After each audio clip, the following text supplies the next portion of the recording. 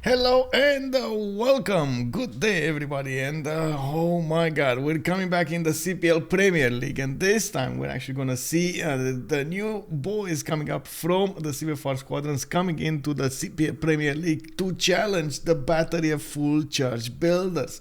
The Battery of Full Charge Builders has played actually in the previous season, in the first season of the Premier League, but did suffer quite a few changes in the roster. So we do have today for them. Rebelland with Sophie, with LDK and with CodeTime and Project Cisco, while on the other side on Light Stake Company we do have LDK, Captain Morgane, Kornok and Malekit today. And they will need to play with quite a few changes over here. We do have the map pool choices. Looks like continents and islands, Inland Sea, Pangea, Primordial, Seven Seas, and Terra map will be chosen, available to be chosen.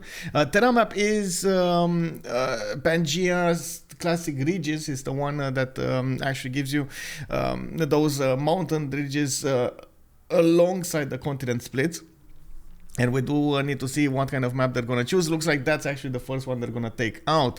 I do have to point out in the CPL Premier League, we do have 3 civilizations immediately banned. Not only the new Chinas, but also Maori, Mali, and Babylon are banned in this tournament. We are still waiting to see the changes coming up from BBG, and maybe there will be some mid tournament change over there, but it's all up to Menjak, and of course we're gonna need to see if the player votes go that way.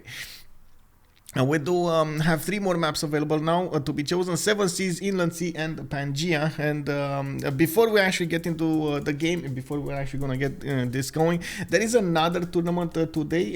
It is a fun Terra map, actually the actual Terra map in the CFR server. And from what I understand, there will be a game at 1900 GMT, which is, if this one finishes, we're also gonna get that one. We're gonna get to see that one. So I'm hoping for a lot of action today, and I'm hoping to see what these boys are gonna do, and girls of course gonna do today. In the CPL Premier League. It is the first time, and that's one of the things that I was talking with Last Day Company. It is the first time they actually play in CPL. A bit of a different rule set, and of course, as I was explaining there, the bans. And they are excited to see what they're gonna do over here. They have been playing in the CFR squadrons for some time, and of course now with the addition of CPL Premier League, they can gather more experience every week out of these competitive games.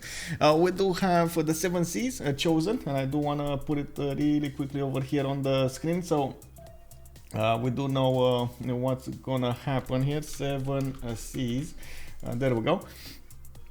And as we've seen multiple times, 7 Seas is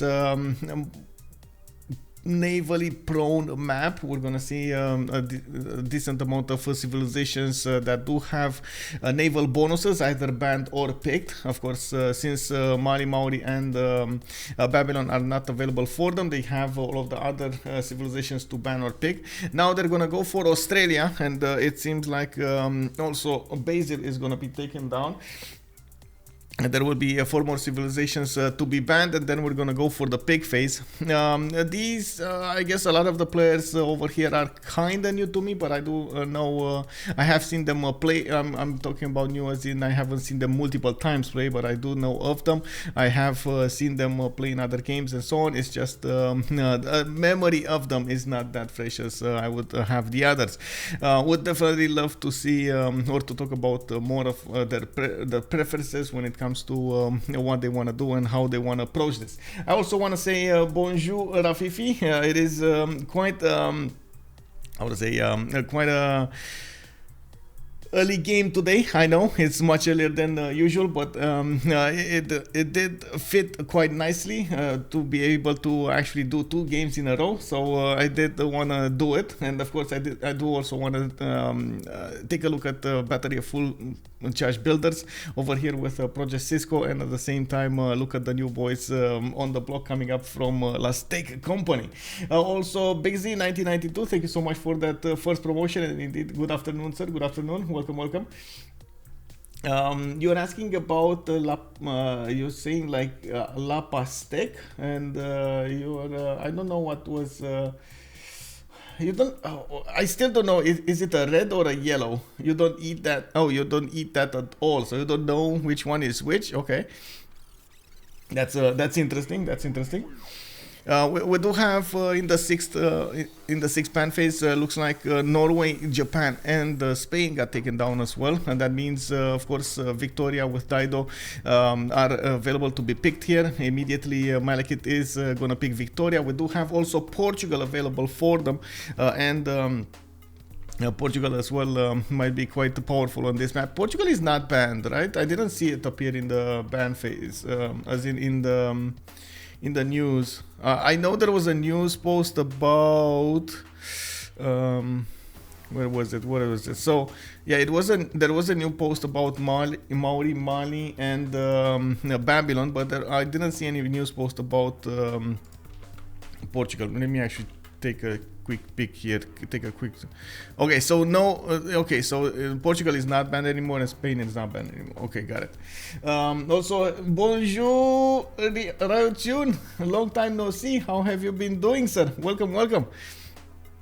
We do have a second civilization picked up, and it seems like Rebelland does want to set the tone with a much more aggressive civilization. If Victoria is a good simmer, a good gold generator, and of course can keep the power on the seas, Tomeris can also try to do that power on the seas, but at the same time it's quite aggressive when it comes to the ancient and the classical era. Now we're going to need to see those Saka horse archers come out to play, and we do need to see if he is going to use them to take out his opponent's cities. Now Sophie is also going to go for Dido, which is a very good matchup against Victoria.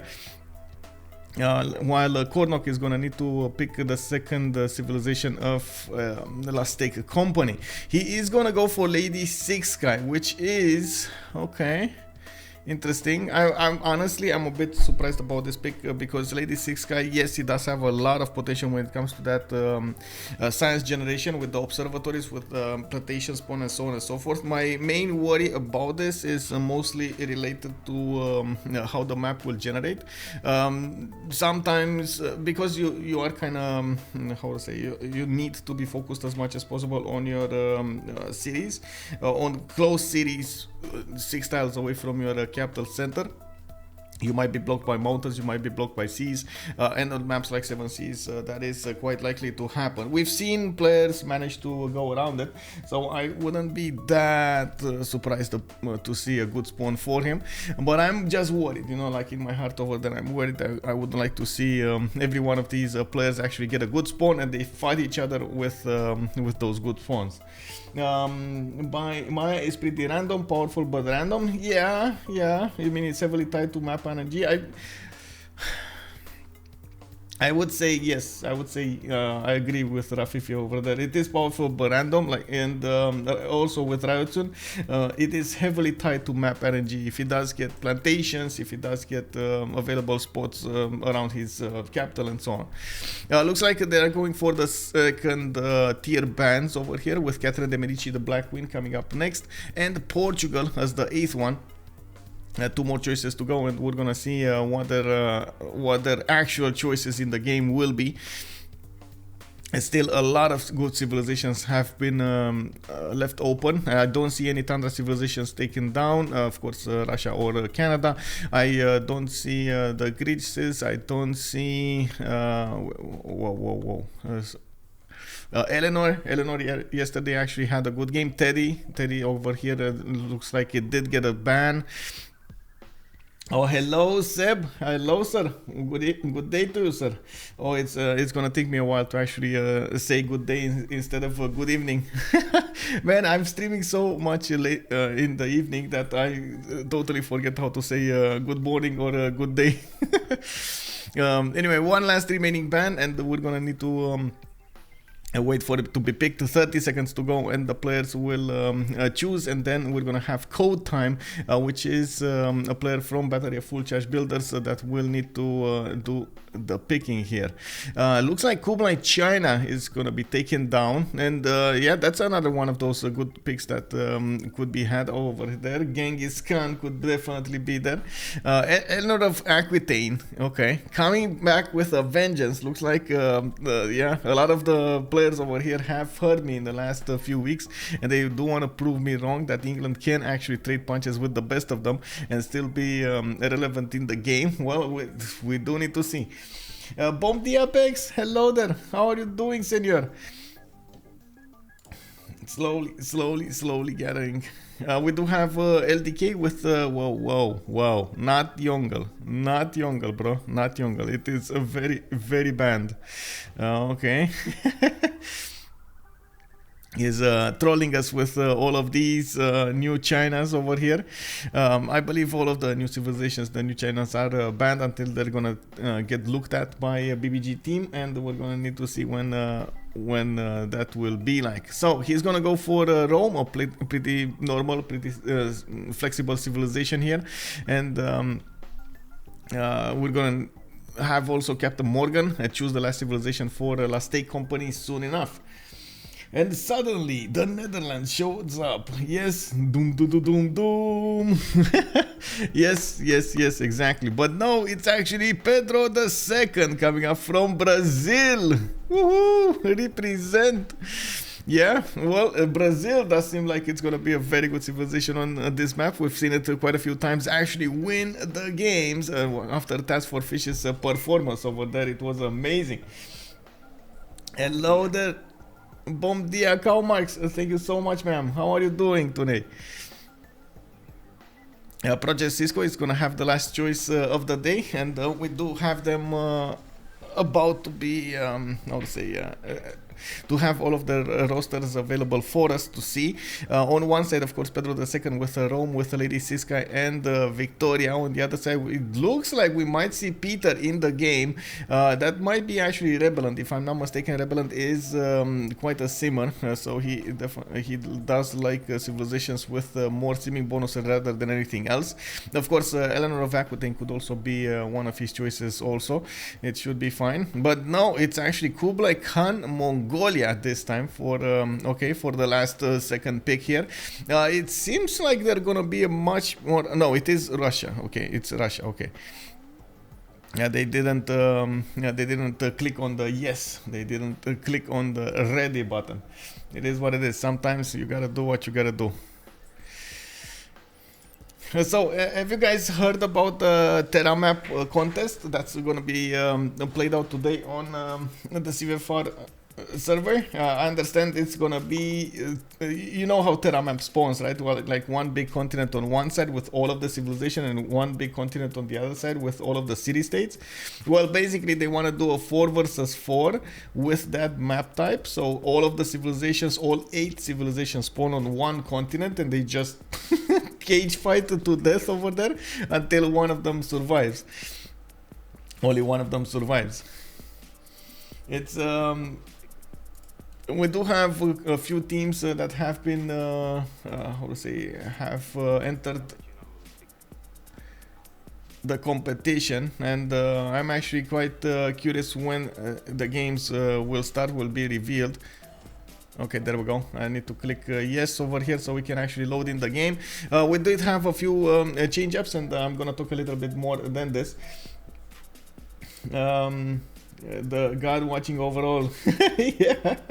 The question is to know who can run away the fastest. Exactly, right? Who can actually get shipbuilding and the cartography and just run away to the other continent and just settle and come back with a vengeance, with tanks and planes and bombers and everything. Well, on this game, in the state company versus battery of full charge builders, we're gonna see them play on the 7 seas in the Premier League. We do have on one side Brazil, Rome, Maya and Victoria. On the other side looks like Eleanor with Russia, with Dido and Scythia will come out to play for a battery of full charge builders.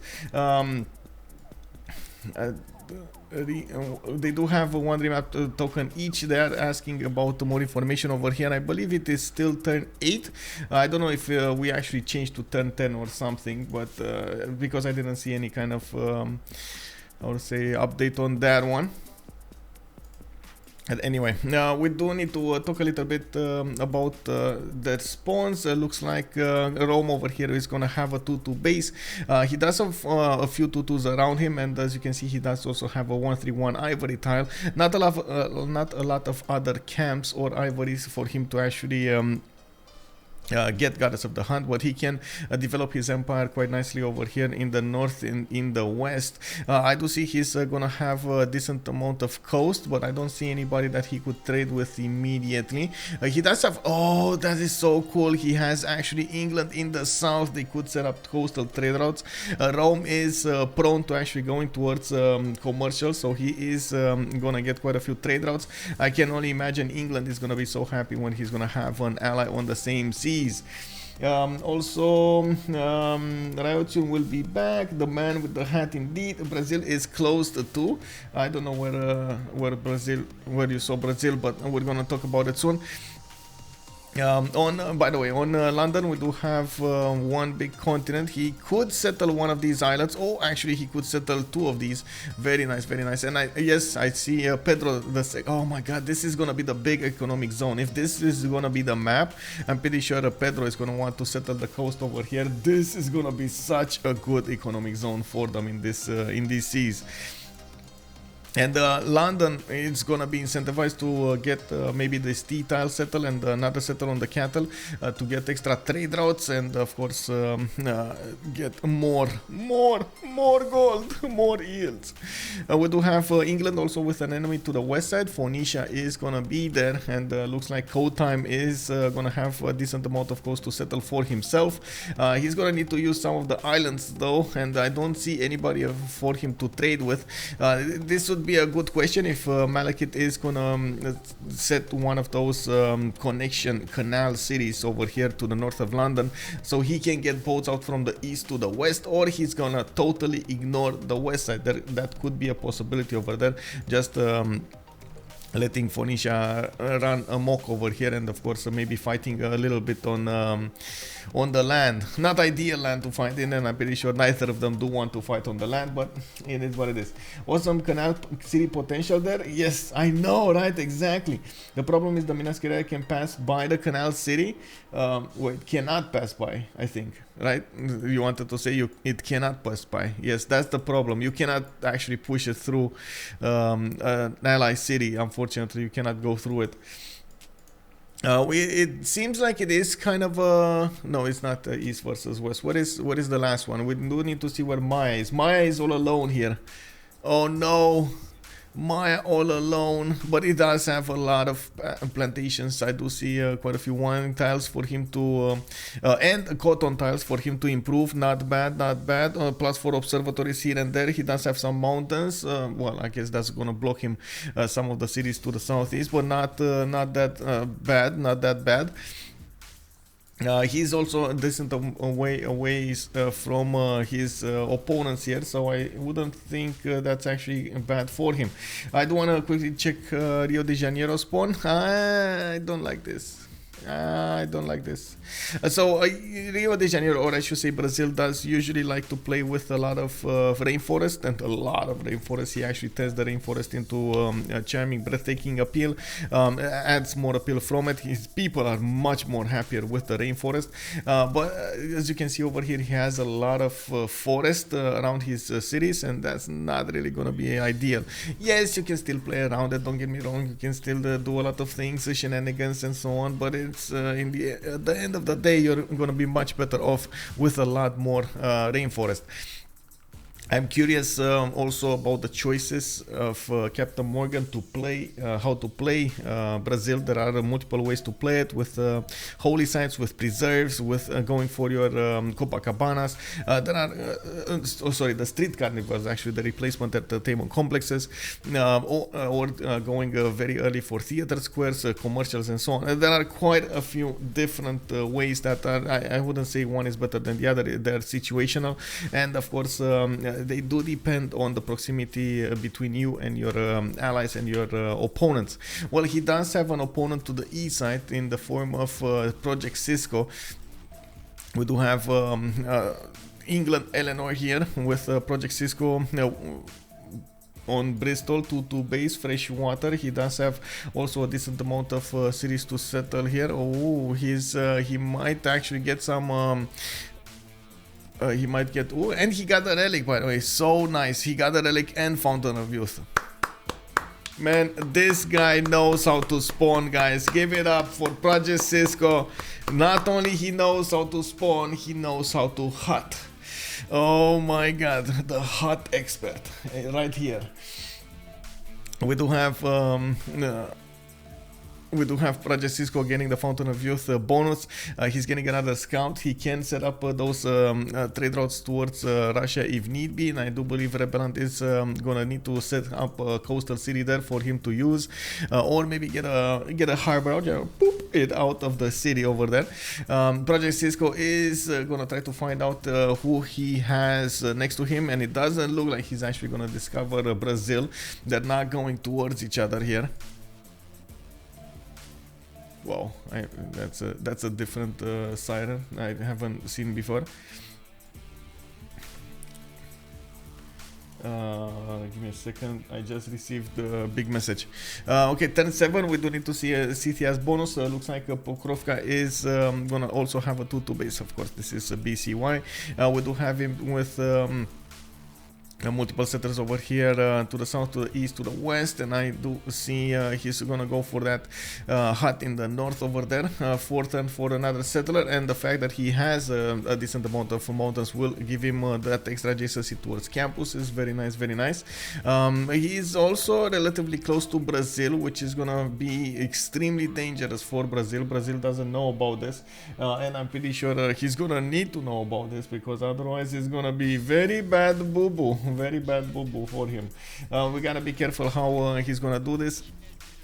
I think he has to be careful how he's gonna do this, because those Saka horse archers from the beginning of the game can get there before actually Brazil can get very, very big and dangerous. So I think it is gonna be quite important for him to be careful here.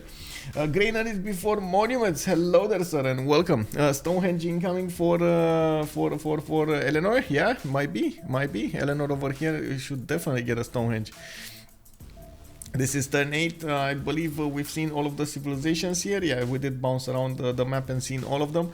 We're gonna have them choose if they want a remap or not. Looks like Riotin already calling out no granaries, no granaries. Well, I do wanna put something down over here. Give me a second. While I do this, I need to update the CWC website with the last caster for today. So just a second over here, so I can code it in.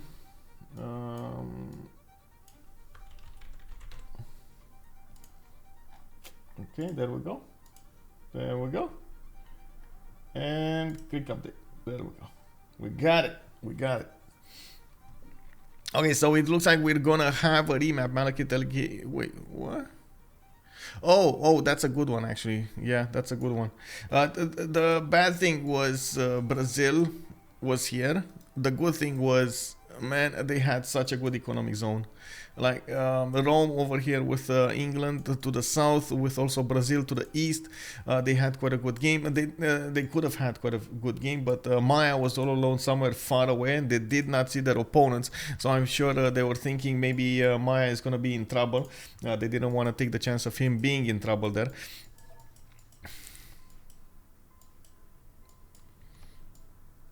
And we also had Russia available to freeze him in a corner. That was extremely dangerous. So what do you think, guys? Was this a good remap? Was this what needed to be to happen here? They chose a remap on the 7 Seas. State Company did go for the first one. There's still one remap token available for the other team. Oh, we didn't put up the vote. I'm sorry. La State Company remap. I'm sorry I didn't put up the vote, the prediction for the vote. It is what it is. I'm not gonna put it now. It's too late now. It's too late. Let me actually pour myself some water. Tizui, hello there, sir. Eleanor would have gotten Goddess of the C2 thanks to the relic. Yes, indeed, indeed. I'm actually a bit surprised that they went for Eleanor instead of Indonesia, but I guess it works. If he's much more comfortable with Eleanor, there we go.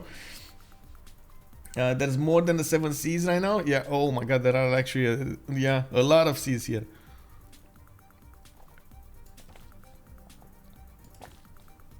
We got Scythia to the west side, played by Sophie, and I do see she's gonna have Rome to the west side to go against. That's actually quite close to him. They're gonna trade punches from the beginning of the game, relatively early.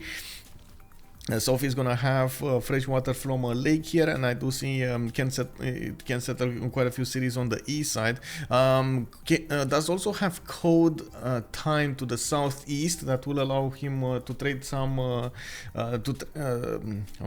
would allow them to trade quite nicely, being so close. Not sure if they can settle coastal. I think so. I think they can. Yeah, they can. On these seas, I'm pretty sure they can set some cities over here and trade coastally. That's gonna be a good economic advantage here for them. We do have some also, I don't know why it clicks Zillion Seas, History on GG, hello there sir and welcome. Peter still have the point for the great artist with his Lavra. I think it does, but only with the temple or something like that. It got changed, if I'm not mistaken. It's, let's see, one great no, it's actually with the worship building. You get it, you get the writer point with the temple and the artist with the worship building. So it's still there, but you get it much later. Next up, take a look at Phoenicia. CodeTime is going to have the 3-1 base with more bananas here, a 1-3 deer tile to use from the beginning. That's actually quite nice. I do also notice he's going to have a good second settle on the rice tile to the northwest, and I'm pretty sure he's going to need to figure out something for his Cothons over here. Not really the ideal placement for his Cothons from the second city over there, but I guess he can try to put it on the oil tile and maybe get a campus over here on the iron and so on. Well, there is no Spain. Kick. And we do have a tire also with an available settle on the east. The sugar tile is going to be amazing. That extra food is going to help him out. He does have fresh water from the lake, and I do see he could settle all of these cities to the northeast. Not bad at all. Let's take a look at also Eleanor. Eleanor is going to be west side on the same puddle, by the way, on the same seas. He is not going to have a natural enemy close to him. He is going to have a Rebelland actually to the southwest, and again Russia actually spawns very far away from his opponents. He's gonna have a decent amount of time to expand here and of course get his sim up for that potential culture victory.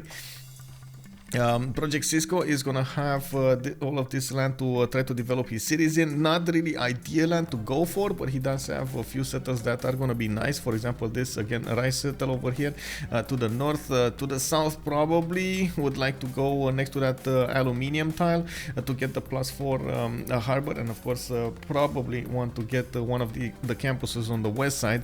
Settling on desert is not really ideal, but you still get the 2-1 base, and well, I guess yeah, it is. Is it 2-2 on the hill? I think it's base 2-2 on the hill with a B. Oh wait, it's only capitals. It's only capitals. So it's gonna be a 2-1. Okay, it's gonna be a 2-1. He's gonna need to spend some gold to get all of the other ones, but it's fine. And of course on the eastern coast he can get some more over here on the rice tiles, and next to that ivory tile can take out Anshan as a city state quite easily with the boat, so that city has 3 tiles vectors of attack into Anshan.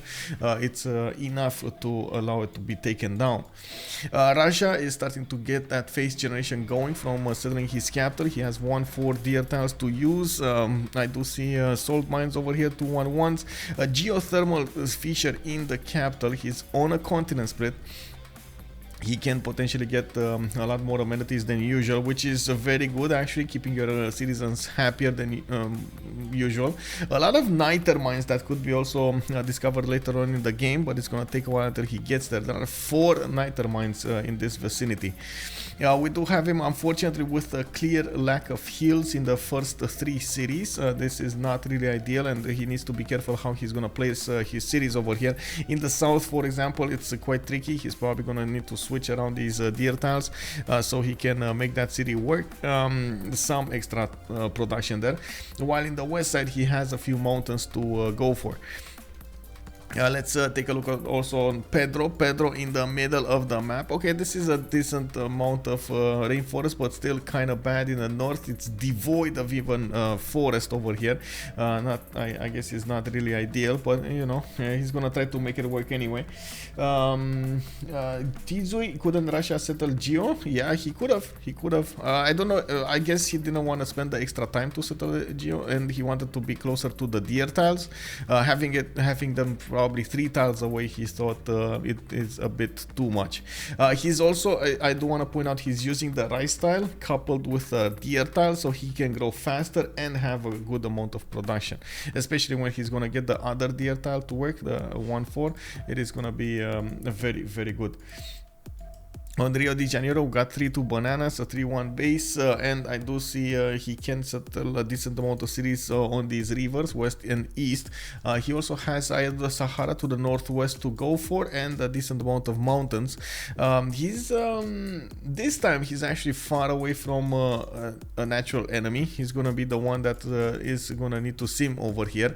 Captain Morgane is gonna have a hard mission ahead of him, but he's, you know, hopefully he's actually gonna go through with it.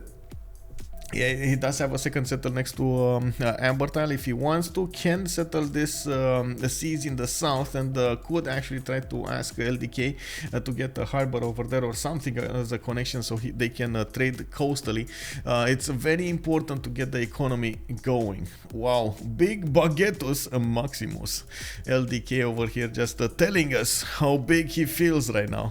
We do have him also with a builder. He did improve his wheat tile, getting that promotion boost for his irrigation, and he does have incense tiles that he could use for extra adjacency towards his observatories. I can't say this is that good land over here. Well, he does have like these incense tiles. Yes, sure, they will give him like +2, maybe +3 observatories here and there, but they're not. I don't see a potential for +4, +6, and that is why I'm thinking this is not just the awesome one. I do have to point out he has like 3 amenities with plantations. He has sugar, he has incense, and he has coffee, and the 4th one would be the diamonds, I believe. Diamonds? Yeah, diamonds.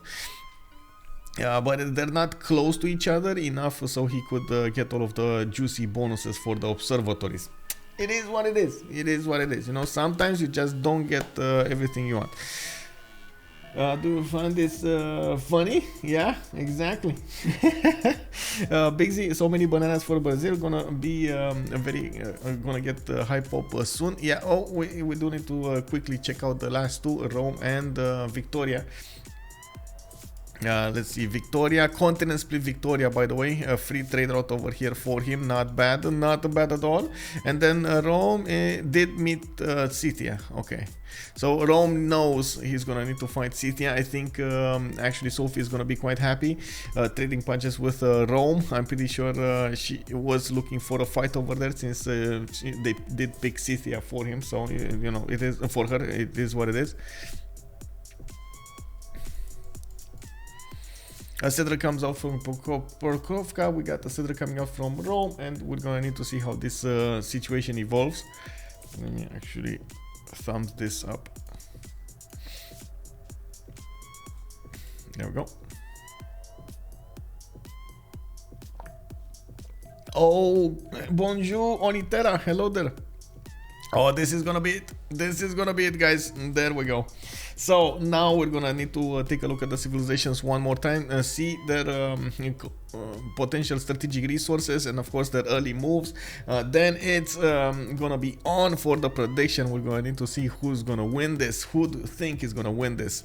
Rome over here is pumping out that settler in two with quite a few stone tiles. This is gonna be a nice and interesting stone circles if he wants to go for it.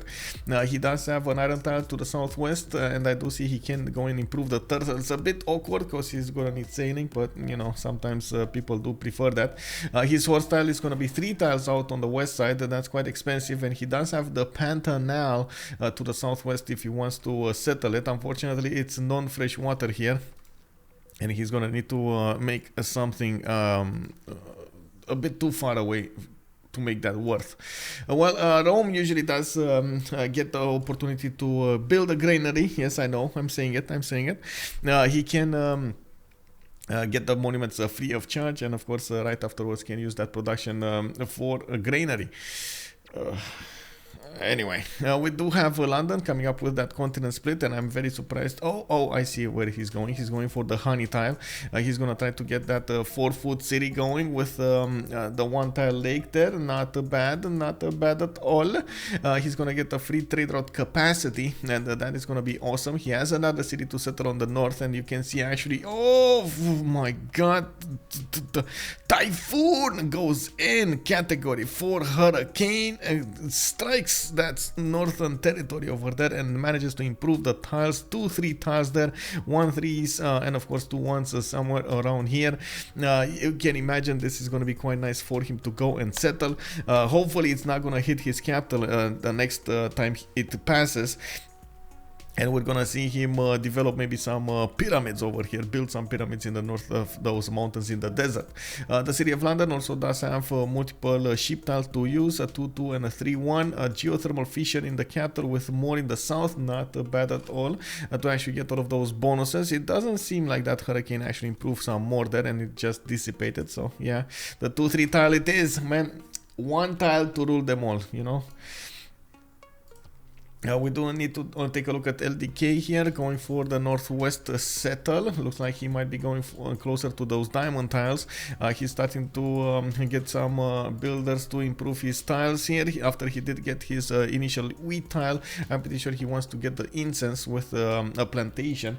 We do have another settler coming up in 7, and well, that means he's not actually working a lot of production. Needs to be a bit more careful here. Maybe, well, I guess he's working the 2-2 sheep and the 3-1-1 wheat tile. Maybe getting a 1-3 over here would be nice for him. We do have him with iron tile to the southeast of his capital, and I do see his horses are going to be 3 tiles out on the east side, where he will probably need to settle another city. That actually brings me up to another subject that I didn't talk about. England does benefit from an iron tile southeast, 3 tiles out, and horses are going to also be 3 tiles out to the southwest over here.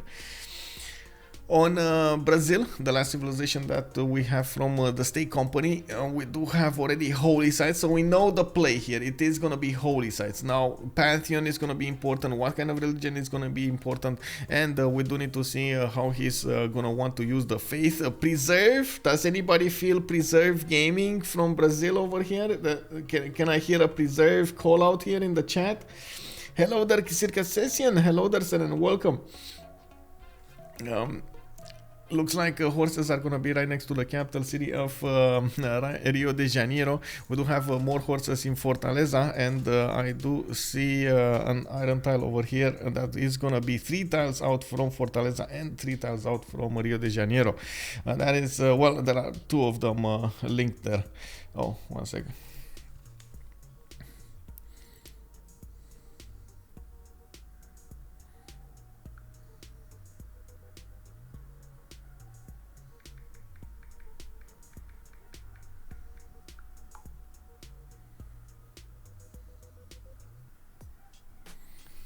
I would have loved to see some Brazil players going holy sites with the Rainforest Woods pantheons, but it never happens. I know, right? But that's That might happen. That might happen. Like looking at the position of this one, it might happen. This is a +4 holy site at the moment. It can actually go to what, +8 really easily. What face? Hello there, sir. Yes, it is. No, a long time no see, sir. Welcome, welcome. It's been a while since I've streamed at this hour. Yeah, yeah.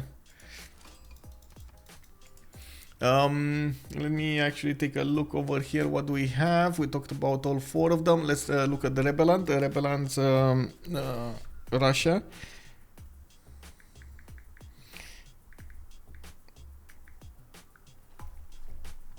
We got Moscow getting another Lavra here after he finished the one in St. Petersburg.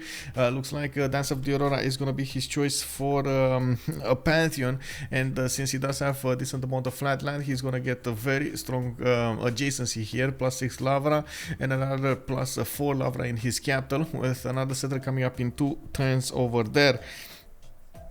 I do see he's also starting to get the sheep going there in the west. St. Petersburg does have how much production? He's on 13 production over there, very good from the beginning. And a decent amount of tundra to keep on settling on the west. He should be happy about this, since he also has Maya to the west, which is not really an expansive nation. And to the north is going to be very, very far away, Brazil. He can say that he will be safe for quite some time here. We might actually see him go for that culture victory from the beginning. Of course, also I do have to point out Brazil can do a very powerful culture defense, but we're going to need to see how it is going to be played. Captain Morgane has quite a challenge in front of him. Rebelland is experienced when it comes to those culture plays, so yeah. We do have also Project Cisco coming up with a builder that he's gonna start to improve his styles here. He does have amber, he does have salt mines to improve, 2 amenities that he could get, very nice, and of course a 3rd settler. I really hope he's actually gonna go south over here. Doesn't seem like he's gonna need to go that much on the west side, but he could put a connection city to Russia, so they could trade coastally. We do have him with an ability to trade coastally over here to the east. And what is happening here? Oh, I see. The more defenses coming up from Rome. Okay. On England, we do have him with available iron in the 3rd ring, available horses in the 3rd ring. Both strategic resources are quite expensive over here, and they're probably not going to be that happy to get them. Is there water? Yeah. Oh, why did he settle Moscow? He did settle Moscow on a river. It just the river was blocked by the city banner. On Russia, though, we do have Iron Tile in the 2nd ring of St. Petersburg, and I do see he has a clear lack of horses. That's usually how Russia is, because horses cannot spawn in the tundra. Yeah, for some reason they don't like the cold.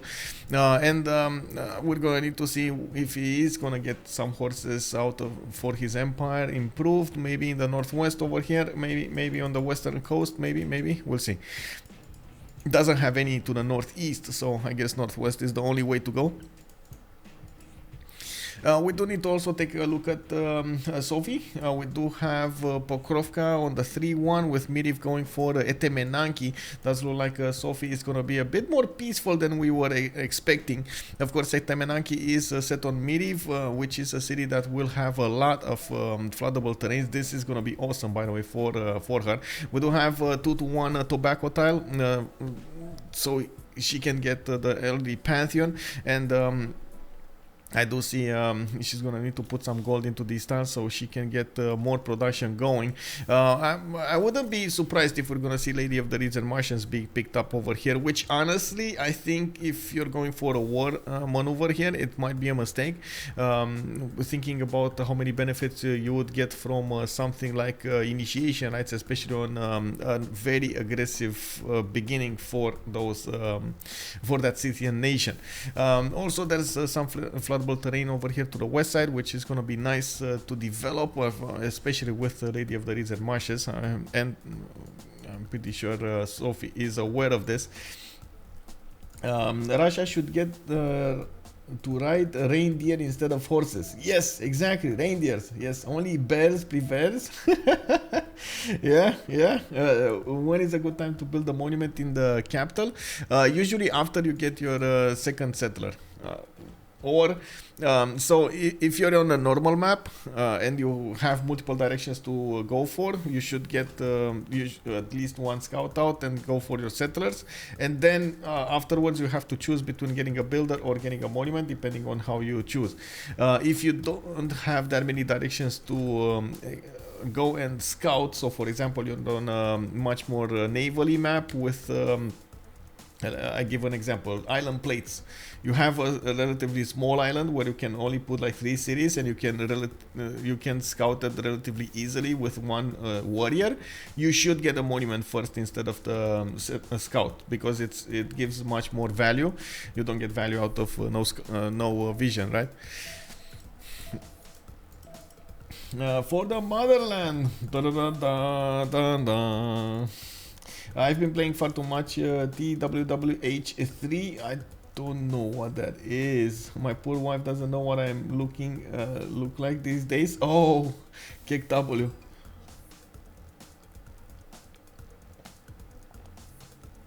Wait, what is? Oh, Total War Warhammer 3. I see. Interesting. Why is the sieve next to the geothermal here? I guess it just is what it is. I don't think there's a big reason for it. It just is what it is. On Scythia, we do have horses already improved, and I do see she's gonna have an iron tile over here next to Pazirik. I do have to point out those kurgans are gonna be quite nice if they're settled next to improved pastures, and does have quite a few of them to go for. I see more horses to the west side and cattle tiles over here in the south. She's also trying to body block the Roman units from actually getting more vision over here, and I do see Rome is trying to get a galley out to see if there is any kind of coastal city to go against. There is not actually. All 3 cities are off the coast and safe. And I guess that concludes the civilization presentation over here. Let's actually put up the prediction for who will win. We do have on one side the battery of full charge builders.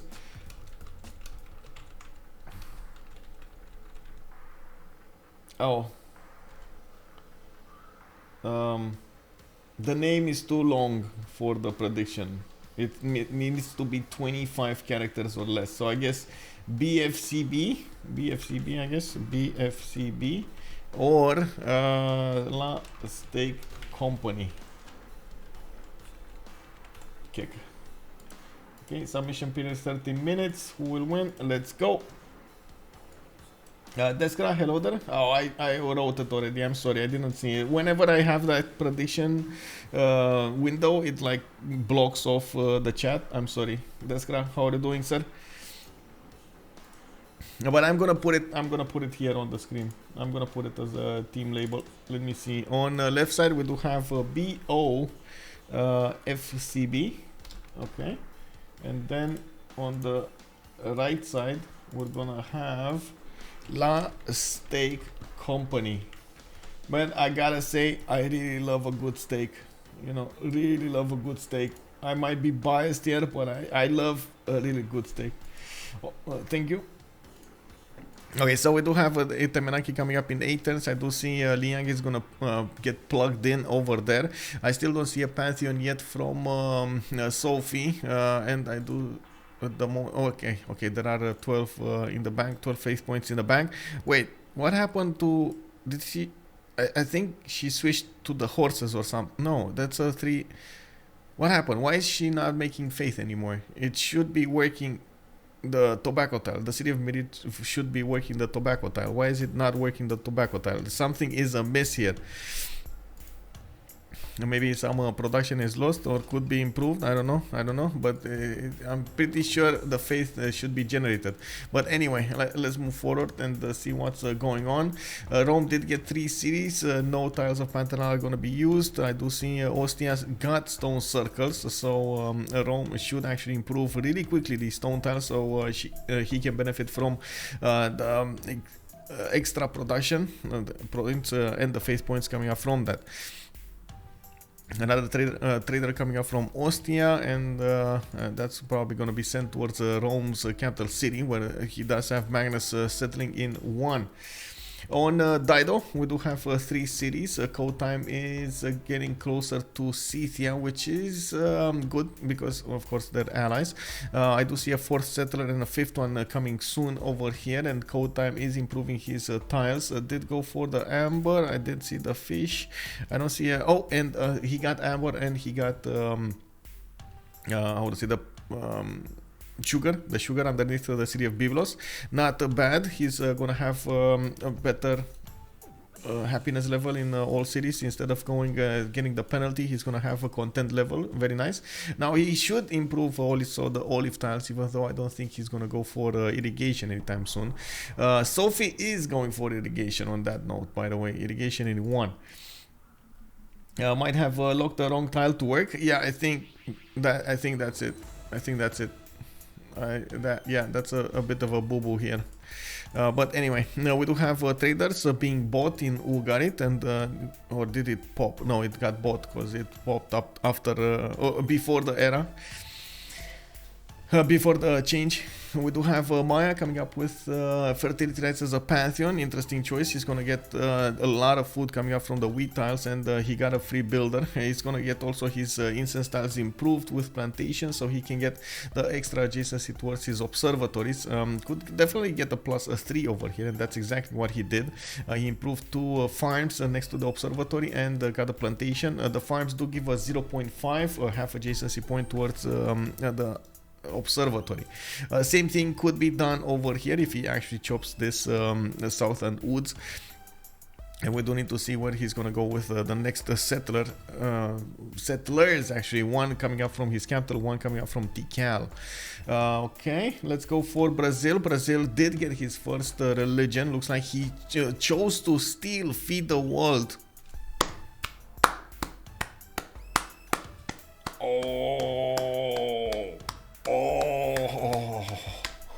Man, Rebelland must be mad right now. Can you imagine somebody stealing Feed the World with you, with not even having a half-cost holy site?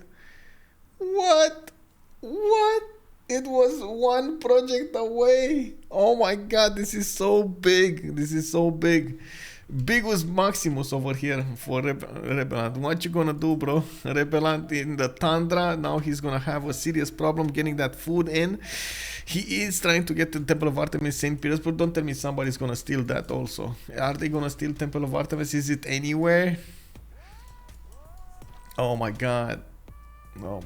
Anyway, we do have the holy sites coming out over here for Brazil, and of course he did choose Sacred Path as a pantheon. He got it.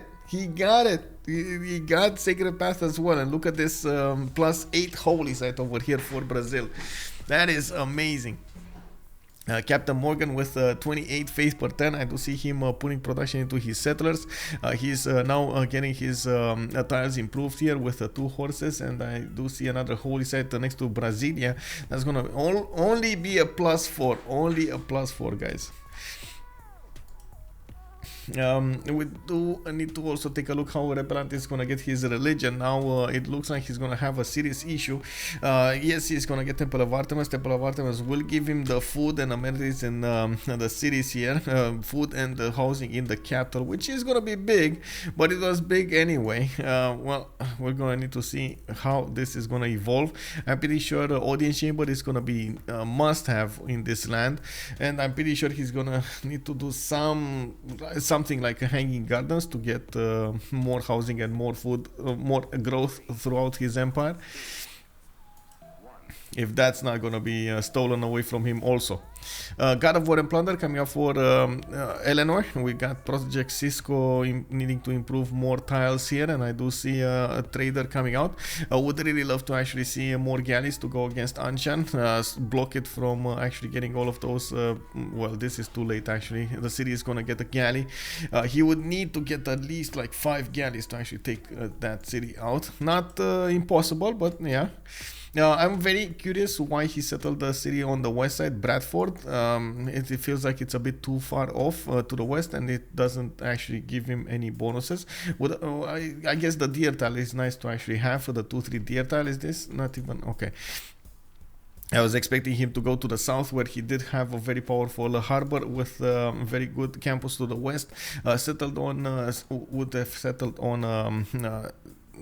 how do you call it? Desert Hill, and had multiple tiles to improve over here, but oh well, such is life. Let's take a look on England. England did get that a second settle on another continent, on the green continent, has one on the purple and one on the green, with more settlers coming out from him soon enough. He's getting a builder from London to improve his resources, and he did manage to snatch away God of the Sea. Not bad at all. He's gonna get all of that extra production from the fish tiles. Kornok did put down an encampment. Kornok knows the way here. He knows he's gonna have to fight Sophie, so he is starting to prepare himself for some aggression coming up from Scythia, while he's getting some settlers also. He did put down his government plaza to the south, getting those stone resources worked. This might be a bit of an how to say overreaction here, but I guess we're gonna need to see how this is gonna evolve. Did manage to actually get a position on the salt mine, where I'm pretty sure the settler is going. Yeah, there we go. And I don't think Sophie can actually do anything about this. Actually, does it have experience? No. So he can attack once, get promotion, and then double tap the warrior, but it should heal enough. No, it's fine. It's fine. It cannot attack it. We do have a settler in one coming up from Ostia. I'm pretty sure he's not gonna want to be settling on this coast, especially because of the English boats moving around here. We're turn 28. Let's actually take a quick peek on the city-states, and then we'll be going towards that classical era bonus. We got Anshan with Nalanda for the science bonuses. We got Volin with Valletta and the Preslav coming up for military bonuses. Venice and Muscat will be the ones for trade. Hong Kong, Auckland. We got Auckland in the game. Who's actually gonna get it? I'm pretty sure it got discovered over here by Rome. I don't know if Scythia saw it, so there's only one team that actually discovered Auckland. Very nice, very nice. Now we do have also Kumasi as the single city-state for the culture, the Porcupine Power. And then Vatican City with Armagh will be providing religious benefits. I'm pretty sure both of them are going to be quite powerful on civilizations like Russia or Brazil. Looking at Russia, he did manage to get his religion with choral music and pilgrimage. He did also finish his Temple of Artemis. But can you see this, guys? Can you see this? Granary turn 29. Man being forced to get a granary in Tver. That's a 2-pop city, guys. And the population is stagnating. Ooh, that is rough. That is just, oh my god. I think Captain Morgane just 5-brained out Russia, phased out Russia from the game here. Yeah, granary spam Russia, bro. Unbelievable. Anyway, Captain Morgane in the meantime has like 4-pop, 5-pop cities. He's like getting more settlers out. He's getting a lot of faith generation going. He's on 37 faith at 8 science, 11 culture. Now he's gonna be very happy about this. He's gonna be, yeah, throughout the game he's gonna be very happy about this. There are some drawbacks, by the way, about using Sacred Path. Most of the time Sacred Path, of course, because it does give you the bonuses from the forest, from the rainforest, you end up needing to choose between actually keeping that extra adjacency towards your holy sites, or getting it, or getting rid of it because you want to chop, right, getting more production. So we're gonna need to wait and see how he's gonna try to evolve around this. As you can see, he's trying to max out anyway the adjacency of these holy sites. Put another one down. This is, guys, this is a +7 holy site. Can you imagine when he's gonna use the double card? Wow, that's just gonna boom, explode out of control over here. 6 cities soon with already 286 faith in the bank. He can start using the monumentality era next turn, when we're gonna actually switch into the classical era. That is amazing. Granary spam Russia, spam the canned ham. Circa session, what are the religions? We got Feed the World with Lay Ministry on Brazil, and then choral music with Pilgrimage on Russia. Dance of the Aurora also on Russia, and Sacred Path on Brazil.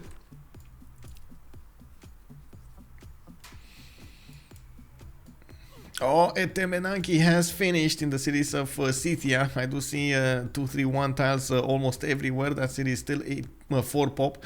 Would need to get more housing over there, and I do see at the moment she's trying to get a commercial, trying to put in a way that she doesn't hurt all of these amazing tiles. That's a 0 adjacency commercial, by the way, to the west side. I guess, well, she's gonna need to play around it. There is some aggression coming up from Rome from the west, and I do see Kornok is preparing to get that forward settled to the east side, not to mention improve his land. He's also moving to settle the Pantanal, or at least away from it. Oh no, okay. Gonna start up with the encampment and not the government plaza. He's gonna try to get a general soon, so he can counter that Scythian bonus, while we don't have Scythia actually getting a general. This should actually be a revelation, by the way, for he needs to be paying attention if there are any general points being created over here by Scythia, or being acquired by Scythia every turn, because that is a giveaway if Scythia wants to be aggressive or not. Lady of the Region Marshes as a pantheon here for Sophie, and of course going for commercials would mean more trade routes. I can't really say I'm that happy about this start over here.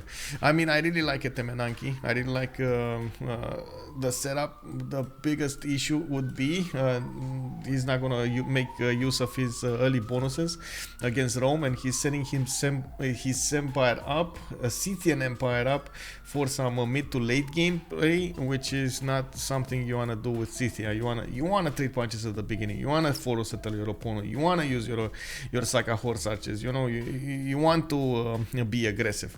Otherwise, Scythia is not that amazing. Let's see how this is gonna evolve. And of course, I do notice Sophie did manage to get that 16-16 at the beginning. It's quite nice. There's pros and cons about doing this. Going too fast on the science, going too fast on the culture might come back to haunt you a little bit later in the game, when you don't have how to say cheap districts to build. Everything is much more expensive.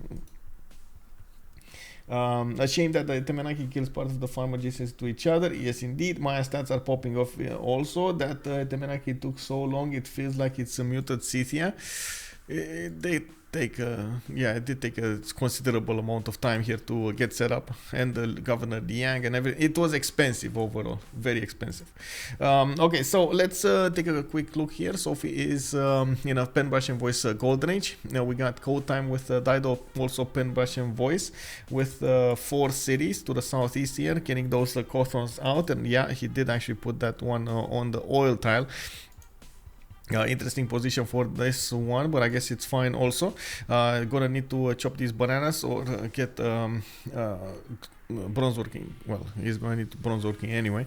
I do see more settlers going to the east side here, which will have a bit of a problem. There is a Captain Morgane Brazilian warrior moving to the west side.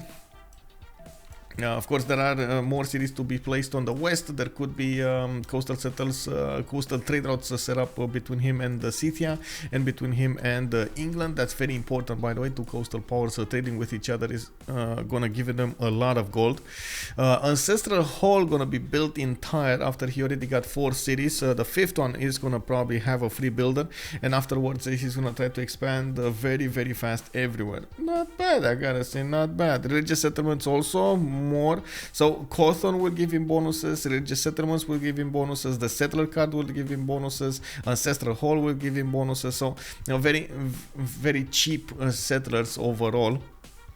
it feels like it's a bit overdoing it, but I guess he wanted to have everything on his empire over there, which I can't say. I cannot blame him, man. I cannot blame him. We do have Eleanor of Aquitaine over with 3 cities going for the 4th one. I'm still very surprised we don't see this one set up over here in the south. Looks like Anshan might take a beating over here. 2 galleys are sniffing around the cities, and I'm actually quite curious why he's not building 2 more. Would really hope to see 2 more galleys just swimming to Anshan and take down the city. We do have a warrior in Manchester coming up in 1. Looks like Governor Plaza is going to finish in 2, and Project Cisco did choose to go for pen, brush and voice as well. 8 size with a 16 culture. So many yields from the volcanoes, by the way. This would be awesome. Liang City, he needs to protect Bradford at all cost. Rebelland, getting settlers, getting builders, using that faith. He is going for the monumentality. He's getting more movement on his builders, and of course you see the 40 faith turn coming up for him. We do need to see how he is gonna evolve around that lack of population. That's just wow. Like, oh my god. That is, I cannot stress this enough how hurtful it will be for Russia, the fact that he did not feed the world in the tundra. Hello sir, how does district discount work in the early game? When should you place a government plaza? So basically the whole idea of the district discount is you get a district discount when you have how to say build more districts of one kind then you have discovered as type overall. So if you have built, for example, 3 commercials, sorry, not 3 commercials, 3 encampments, because that's one of the first ones, you're gonna get a discounted government plaza when you discover a government plaza, and you place it down. If you have built, you discover campuses, for example, and you build 2 of them or 3 of them, and you're immediately gonna discover commercials. You're also gonna get a discounted commercial. I think it works for pre-placed also, like, but don't. I'm not so sure about that one. So you have to be careful also, always to keep a balance between the and this is just I'm trying to compress it and simplify it as much as possible to be a simple rule to use in the games, because the bigger the empire, the harder it will be to actually keep track of everything. You're gonna have like multiple districts built throughout the empire and so on and so forth, and of course a lot of them more and more discovered. So there's there are some challenges. For example, not going too hard on the culture tree. Even if you want to, you're gonna not go for it. It depends of how many. It depends on how many you have built. So if you built a lot more, like you're gonna get discount for more. So delay discover district technique if you're not gonna place them. Exactly, you got it. Exactly, Halosar. That's exactly what you should do. Sometimes you cannot go around it. Like sometimes you want to get drama and poetry, right? Discover theater square. You wanna get games and rec because there's like there's no other way around them. So you have to be very careful how you pre-place them from the beginning. And that's one of the reasons the players did start to actually prefer to go 4-5 cities and keep their stats low at the beginning, so they don't go that crazy with everything else. Go through the culture tree too fast or go through the science tree too fast. That's what I was also referring to Sophie. So there's another rule here, by the way. When you discover a district, you start to increase the production cost for that district whenever you discover another technology or civic. A little bit, but the cost goes up. So if you don't discover the district, it's much better. If you don't discover oh, there we go. We got the master over here in the house. Justice, hello there, sir. How are you doing? Guten Tag. I was just giving you some simplified information about the district cost and district discount and so on. Also, DJ Oatkins, hello there, sir. History on Tio is not a proper galley noise, if I may. Wait, no, it's not? Wait, no. It is. What do you mean? It is. A 5 city opener is an antithesis to this kind of what you just said doesn't fit at all. Well, yes, it does, because you are keeping your stats low. What do you mean? It does. And then you can pre-place more of these, and then you can work around them. So, hello. We do have coming up Scythia over here with commercials in Pokrovka, and I do see Pazir going for that market. It will take a while for him to build everything. He's on 23 science and 22 culture. Oh, wait, I just remember we were on Pedro II here, right? 246 series. We do have him getting his street carnivals going. He's gonna want to get those up as soon as possible. 15 science and 20 culture. We do have him on a Monumentality Golden Age with the Classic Republic, 59 Faith a turn. He's actually a little bit lower than Rebelland, but he's still getting more. I do see a horse also coming up from Fortaleza. Could go against Valletta quite fast, and maybe that is going to be his choice. We do have him getting a lot of street carnivores actually. These, if I'm not mistaken, the street carnivores don't actually take district slot. Cannot be built. Also unlocks, doesn't cost a district population slot. Yeah, there we go. We do have also LDK with 27 science and 38 culture. Cannot probably discount anything here. 27 and 38 is going to be a lot. We do have him getting 73 production and 34 gold. We do have observatories coming out from Palenque. I do see builders coming out, markets coming out, and from what I do see is going to start improving his resources. Another settler is going to come out from the capital and going to go, well, I'm guessing it's going to be east. Uxmal did get settled here in the south, and we do have observatories coming up in two. Trader going here. Let's see, doesn't work timing wise. Once of the reasons why this they say it so much, and just shows how little it is understood. Well, sure. I suppose the district discount, I really don't want to go into the details, because we're gonna actually need to get some exacted how to say case studies going, so we can see actually the difference and how it can work and how it cannot work. What I do tend to disagree with that, because I have seen it being played out multiple times. But shouldn't plan your entire early game around it. I suppose it's just another nice to have. No, you should plan. No, Big Z, you should do. There's a massive difference between going for district discount and not going for it.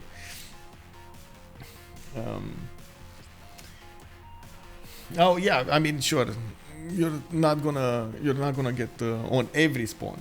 I mean, that's Kek W, bro. You're always gonna have some spawns out of the box. I've been playing Civ wrong since it came out, only taking when I have boost, no rushing. My empires are always jack of all trades, a master of nothing. Yeah, well, you don't need to specialize, bro. You need to, yeah. Okay, so coming up here with Kornok, we do have a pen brush and voice on him, 245 series on audience chamber. I see he did try to get that eastern block over here for Antium to stop any kind of aggression from Scythia. Well, you can see Scythia is not really aggressing anybody at all. She's actually getting another settler from Miriv, putting down commercials, slowly getting those points in, and I do see audience chamber set up by him, not Warlord's Throne, so it looks like it's going to be a much more passive way of playing this. We do have Project Cisco taking down, trying to take down Anshan, while I was saying he definitely needs a lot more boats here. Unfortunately, well, Gaius Dulius is not going to be that much of help in this scenario. It does not give bonuses to his boats here. What it can do is make a fleet out of his boats, which is going to be much tougher to deal the damage. The city of Anshan is not able to be put under siege, because, as you can see, he doesn't have a unit that he can use there. And we do have a massive army coming up from Rome going against Manchester. It seems like Kornok did feel a little bit of weakness over here in the defense of England, and he wants to make good use of it. Now, these legions are going to take a long time to actually get to the cities of Manchester. You can see the 7-8 turns to actually get there. In the meantime, Project Cisco can try to get quite a few archers and defend this properly. Legions chopping out legions. Yes, yes, exactly. Legions chopping out legions. I definitely love to see it. When this is another one of those efficient way of going about things. We do have more horses coming up from Ravenna. We got him improving more of his mines, more of his tiles, getting those ivory points going. Malekit with England, Victoria, 15 science, 22 culture, 28 gold at 10. I'd see 62 production coming up from him. 2, 4, 5 cities. He's starting to get his campuses going in around his geothermals, and you can see he's getting a decent amount of science from them. He does have multiple trade-offs to use, the extra production from his God of the Sea, and he did settle a city to the south, which is gonna be an interesting issue here. It will open up another one of these. Oh, this is quite weird. Project Cisco is gonna need to defend on both fronts. I guess it's a good thing that Malekit actually doesn't have a lot more cities here, and I do see he's not planning on getting some. Otherwise it would be a bit weird here for England to keep up with all of the necessary defenses. Well, this city looks like it's gonna survive. Are we gonna see Anshan? Oh my god, we're actually gonna see Anshan win this. The fact that at this moment we got Rome pushing in so hard against England makes it very, very, very awkward for England on Anshan, because he cannot use his production to get a few more boats out, switch around those banged up ones, and then attack into the city of Anshan. Oh man, that's a weird one.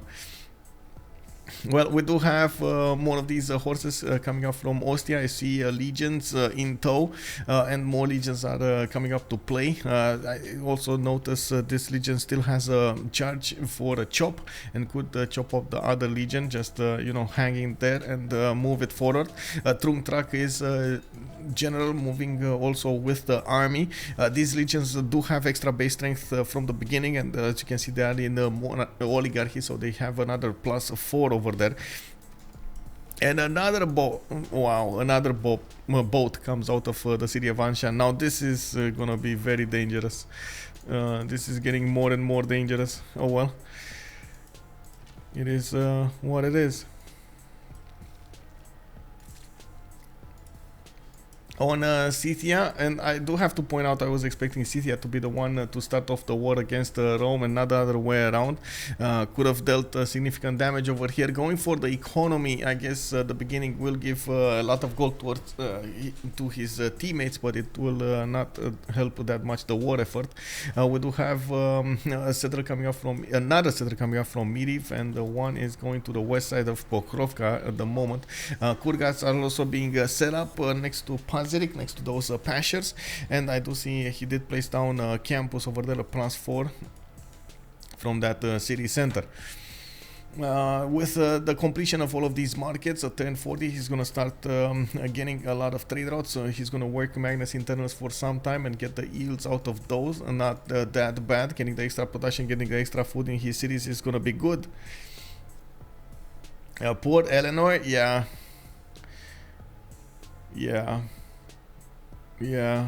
this is getting bullied at another level over here.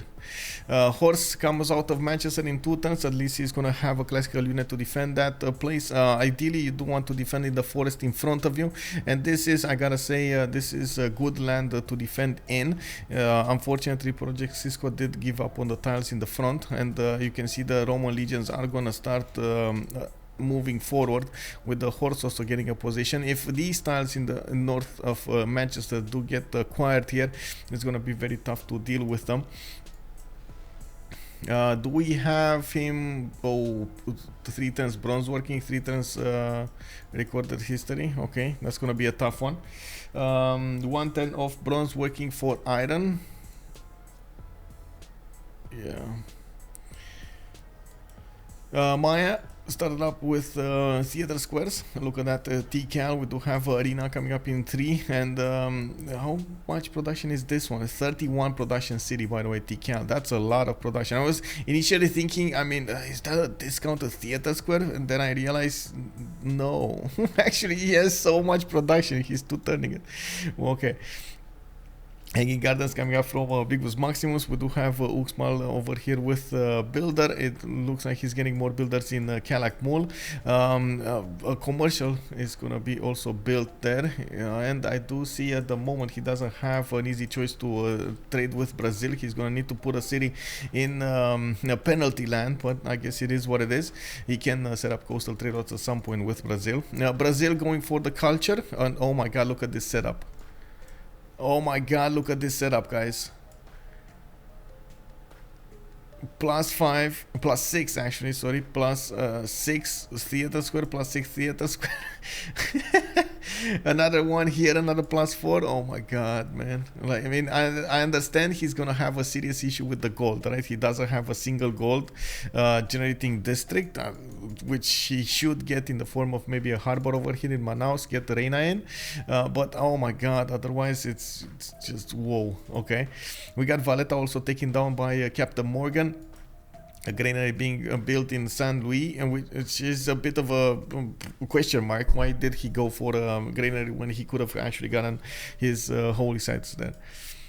No, anyway, the holy site giving him the extra food in any case. Okay, so we do have the 2 units coming against England here. There is a quadrim in the city center able to attack. It looks like Project Cisco did get a horse out, did get 2 horses out actually. I think he bought one or something. Okay, he's using the archers to deal the damage against the legions. These legions, by the way, at the moment do have the ideal terrain, but they don't have the 45 bonus. And you do see how much damage these horses take if they do try to attack into the legions. You do need usually a lot of archers to try to deal with this, and unfortunately the legions do get promotions that will make them stronger and get back their health. It's quite tough to deal with this amount of legions. We're gonna need to see when more show up on the battlefield for that extra support bonus. It's gonna get tougher and tougher to deal with this. But of course, if he does manage to get walls in Manchester, if he does manage to get more archers in the behind, it should be okay to finish the defense, to defend this. Having both harbor and commercial in the same city, big boo boo or big brain? I think I've seen actually quite a few players go for something like this if they want to maximize their gold output from one city and use Reina with the double and so on and so forth. I've even seen that with coupled with free inquiry, so they get the maximum amount of science for some sort of a timing in cartography and so on. So it can be big brain, but it also can be a big boo boo. It's extremely situational. Yeah, exactly. Like Trojan Man is saying, if that's where all the trade routes are going, it can be a very good choice. If not, you might want to try something else. Also, I do have to point out a big drawback of the commercial is the fact that you can be spied on. That's a big boo-boo. When you build harbors, you cannot be spied on, so somebody else cannot steal gold from you. On the second you put up a commercial, you expose yourself to all of that spy shenanigan. Give me a second so I can set something. There we go.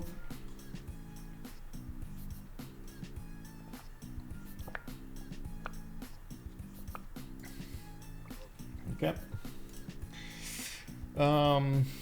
If you want to do double, you should go for deploying the city as well to defend against spies. Also put a counter spy there. Yeah, there's you can definitely work around it. I agree with Justice here. You can definitely work around it. By the way, Justice, do you know that tonight there will be a Terra map 4v4? There's a competition going on in the French community. What do you think? What gives you? What is the first thought coming out? The first thought, like the first word coming out of your brain when you think Terra map 4v4?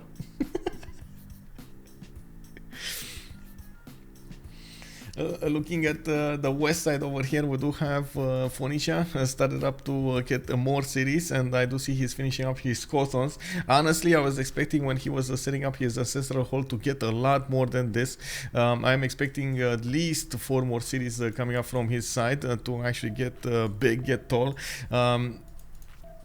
And see, I tried it. It's kind of fun for a couple, but these are not real games. I mean, it's all for the fun, man. It's all for the fun. That's gonna be an interesting game indeed. That's the defense against spy stacked with encampment and diplo. Like if you have both in the city. Wait, encampment.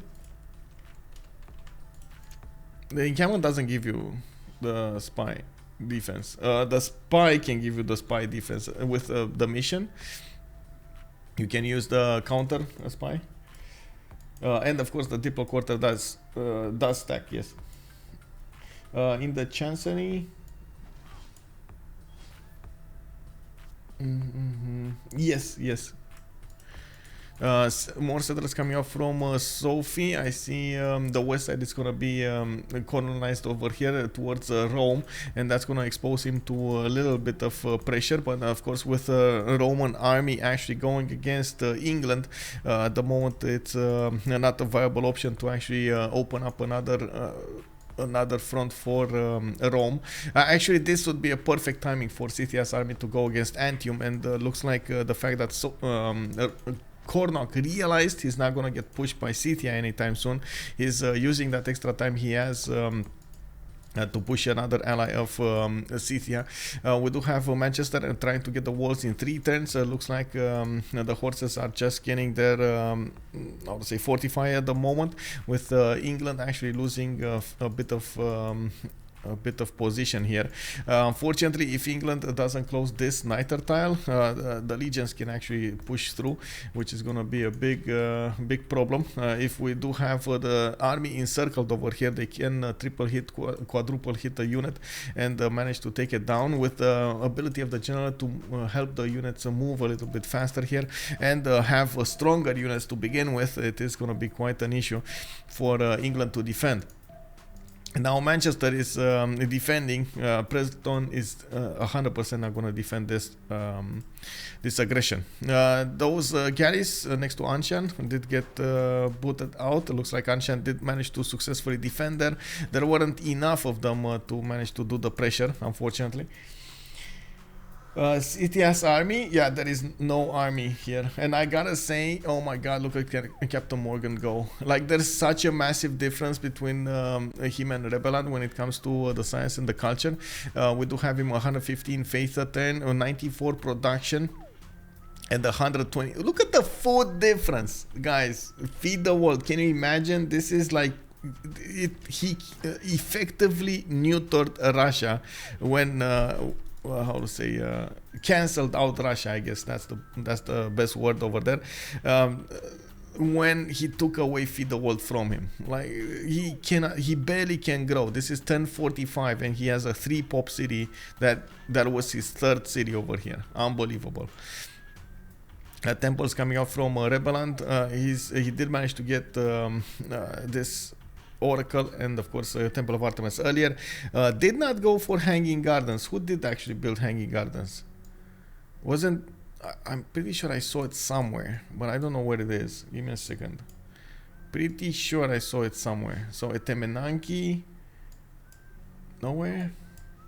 Not here. Rome, no, not here. He doesn't even have that many rivers. It wasn't. Oh, Maya built it. Okay, Maya.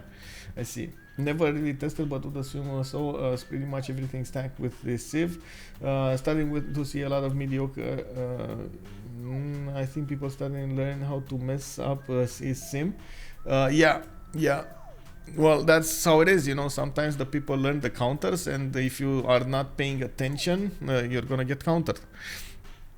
And so there was actually a meta at some point that people were rushing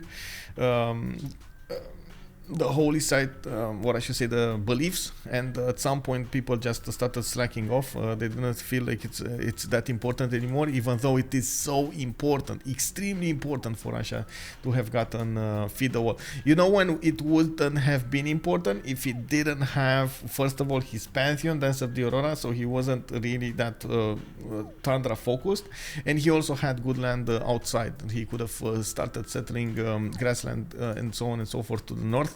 So it wouldn't have hurt his food generation that much, his population. At this point, he's having a serious issue doing everything. And the fact that he's going theater squares just slows him down some more. A way out of this would have been Magnus internals to get the extra food from those trade routes and going commercials, which again is gonna totally change your meta because you can't go for theater squares anymore at the beginning of the game. You can't get the culture from the beginning of the game, so it takes quite a bit of time, but at least you can get some back. You can get some you can do something with your game. What religion is choral music and the plus 2 faith from city pilgrimage, choral music and pilgrimage. And Brazil did go for Feed the World with lay ministry. We do have him 2, 4, 6, 8 cities over here, and I do see he's getting more of these theater squares. Man, when he's gonna finish all of these, he's just gonna explode. Look at this: 38 science, 56 culture at the moment, and he still has some of these like +5, +6 theater squares to come out to finish. And he is oh my god, he's building his amphitheaters at the moment. He does have 2.3 great writer points a turn, but that's just right now. He's gonna have a lot more in the next turns. He's going for Pingala and Fortaleza. Getting another one of these campuses there. Where is the campus, by the way? This is the campus. This is the campus. A +3 to the southwest, and another +3 theater square. 74. He just got like 16 culture in one turn because of 2 of those districts. Yeah, I wonder if Russia will get the Gurvara for food and housing. That would be a good one. Yeah, that would be a good one. We got the builders coming up from the cities of Maya. He did manage to finish Colosseum, and he's also on 62 science and 90 culture. Looking at the stats between the two teams here, it does seem like we do have LDK leading the stats screen with the science and the culture. Not that far away, we do have Captain Morgane with Brazil, and it does seem like Kornok is just out for blood. He's trying to put as much pressure as possible on England, and slowly he's getting the encirclement on the city of Manchester. You can see Project Cisco is trying as much as possible to defend the city of Presolon as well. He should actually try to move a little bit forward to get a counterattack if need be against these units. You can see this horse over here to the west of Manchester is gonna be the next target, and I'm pretty sure it can be taken down. We do have a trader coming up from Manchester. Oh man, he needs a lot more archers. That's what he needs, a lot more archers, like 20 archers everywhere, every tile an archer, you know. Oh man, this is just, that's a 66 strength legion, by the way, and that's a dead horse.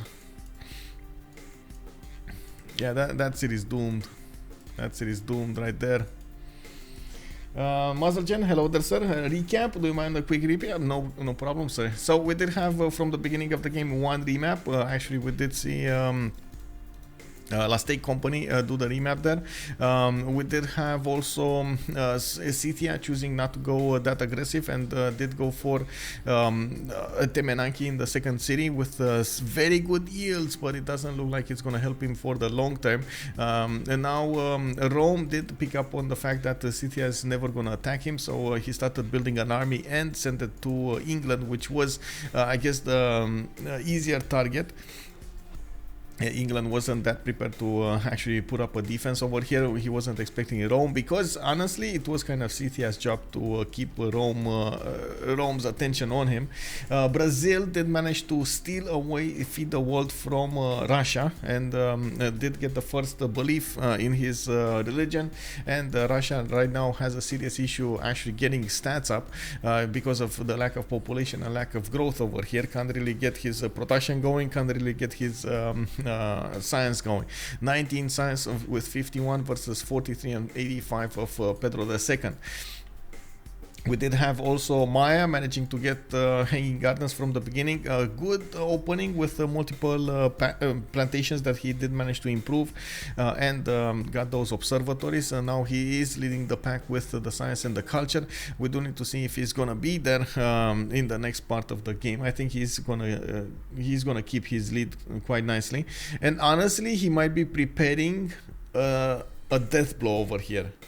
Can you imagine what would happen if Maya rushes calves and attacks Russia?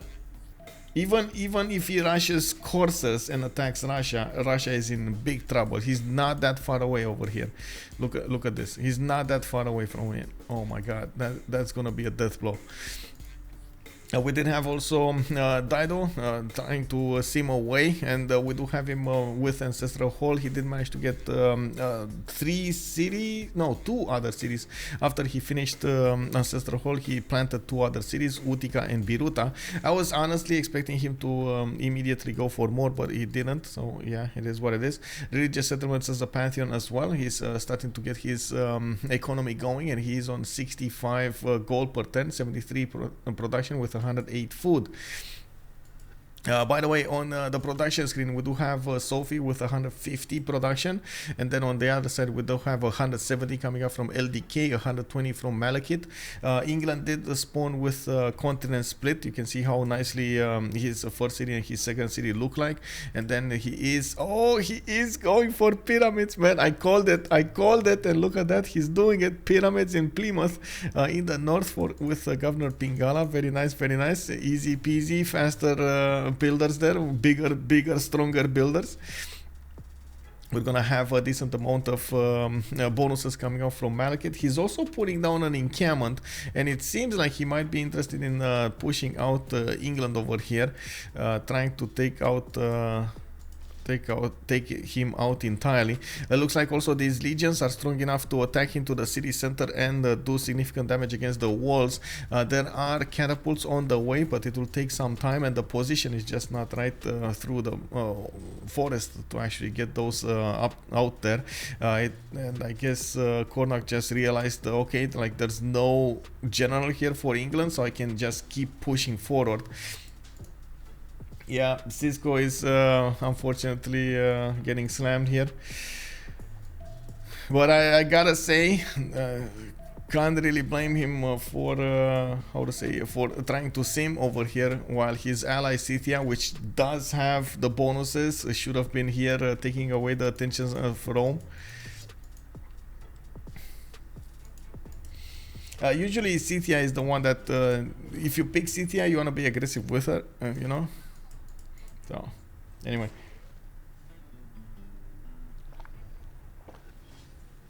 Why catapults instead of battering ram with those strong regions? I think it's for the upgrade bonuses afterwards.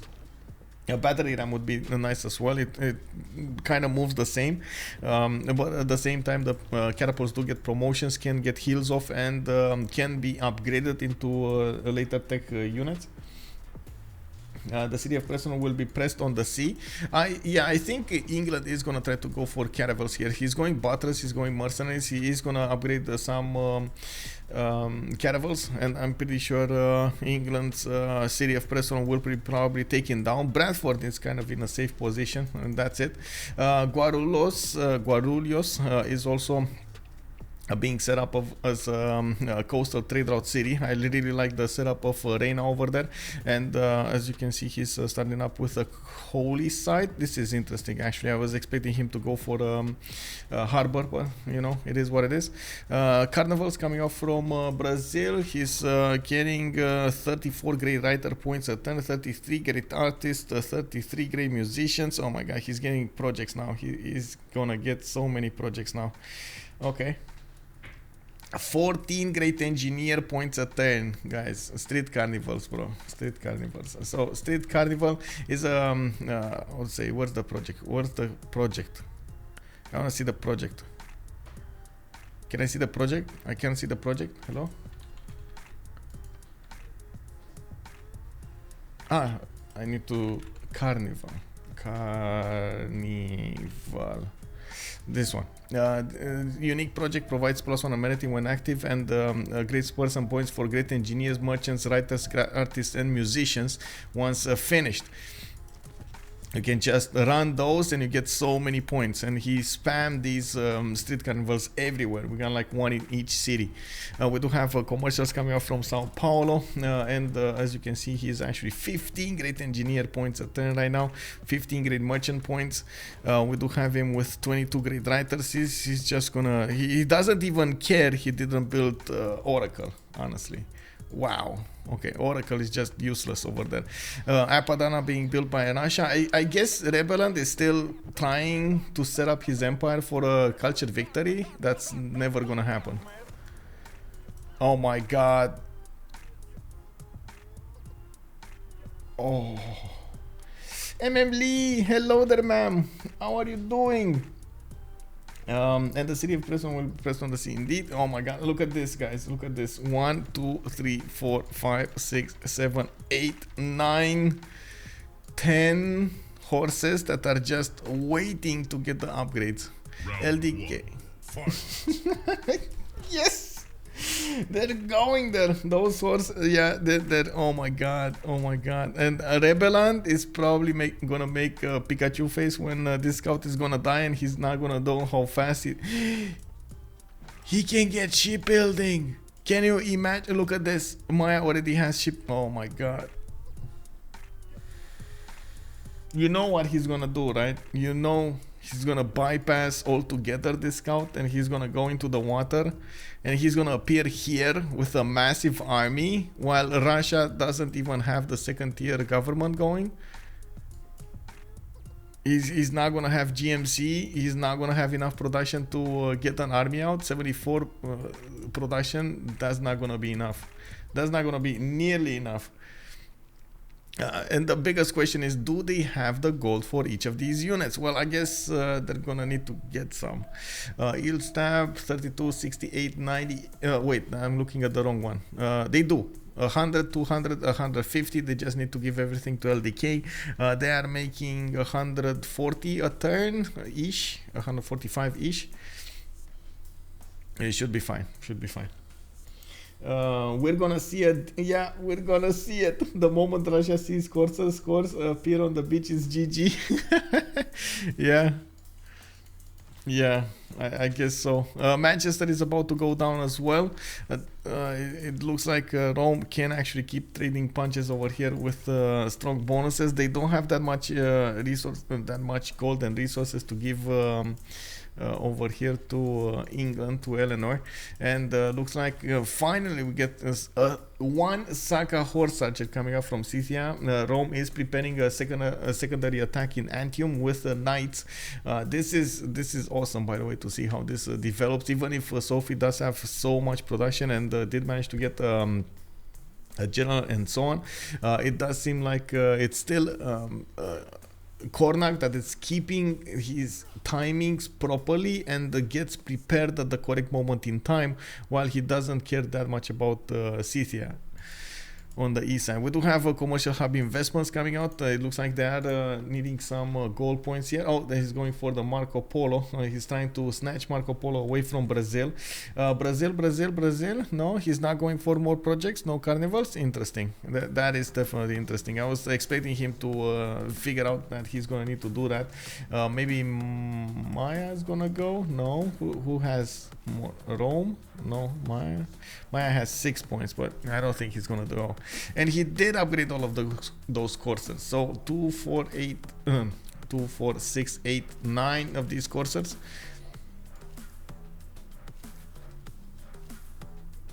I mean, they must see the military. They must see that LDK has more military than almost their opponents combined. So that military must go somewhere, right? You just don't pre-build that many units to just keep them in the city. So Pikachu face. The moment Russia, okay, the Hazaka is gonna one-shot everything. Yeah, exactly. Yeah. Headshot, one-shot headshot, 360 no scope. I think the first city of the game will go down this turn. We do have Manchester over here about to be attacked by 4 units, and that catapult was not even necessary. They managed to push through with just the legions. Well, that city got razed to the ground, not wanting to take the risk of flipping it back to its original owner. Of course, Eleanor does have that ability of bypassing the rebellions of a city directly into his arms and not going through the free city state. No, it's not even close. He doesn't even have. Oh, he did get monarchy at least. Okay, he did get monarchy. He's still building Apadana, and I do see Mahabori Temple in Tver. Oh my God, 11 turns to go for. No, LDK, no. Okay, he's going half and half. Okay, I see. I really hope he's not gonna get into the vision of this scout. This scout can see these tiles, right? So maybe I really hope he's not gonna get into the vision. This needs to be a full surprise attack, you know? This is what I envision for this. A full surprise over there. Full surprise. With last moves, with first moves, you just don't allow your opponent to know about it beforehand. Don't give him any chances. Yeah, this is gonna be brutal. This attack of LDK is wow. Man, oh man. Easy peasy.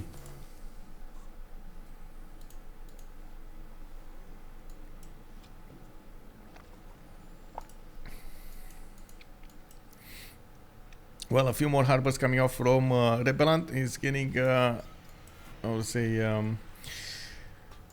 he's gonna need to get an army out. He only has 111 military strength, and at least he does have classical units out. I don't know where they are though. I don't think I've seen a unit out. Did he build one and delete one? Oh, he has a horse here. Okay, in Smolensk. That's it. Okay, now we do have all of that military from Rome going towards the city of Preston. Looks like on Malekit we start to see 76 points of gold per turn. Great Lighthouse also finished.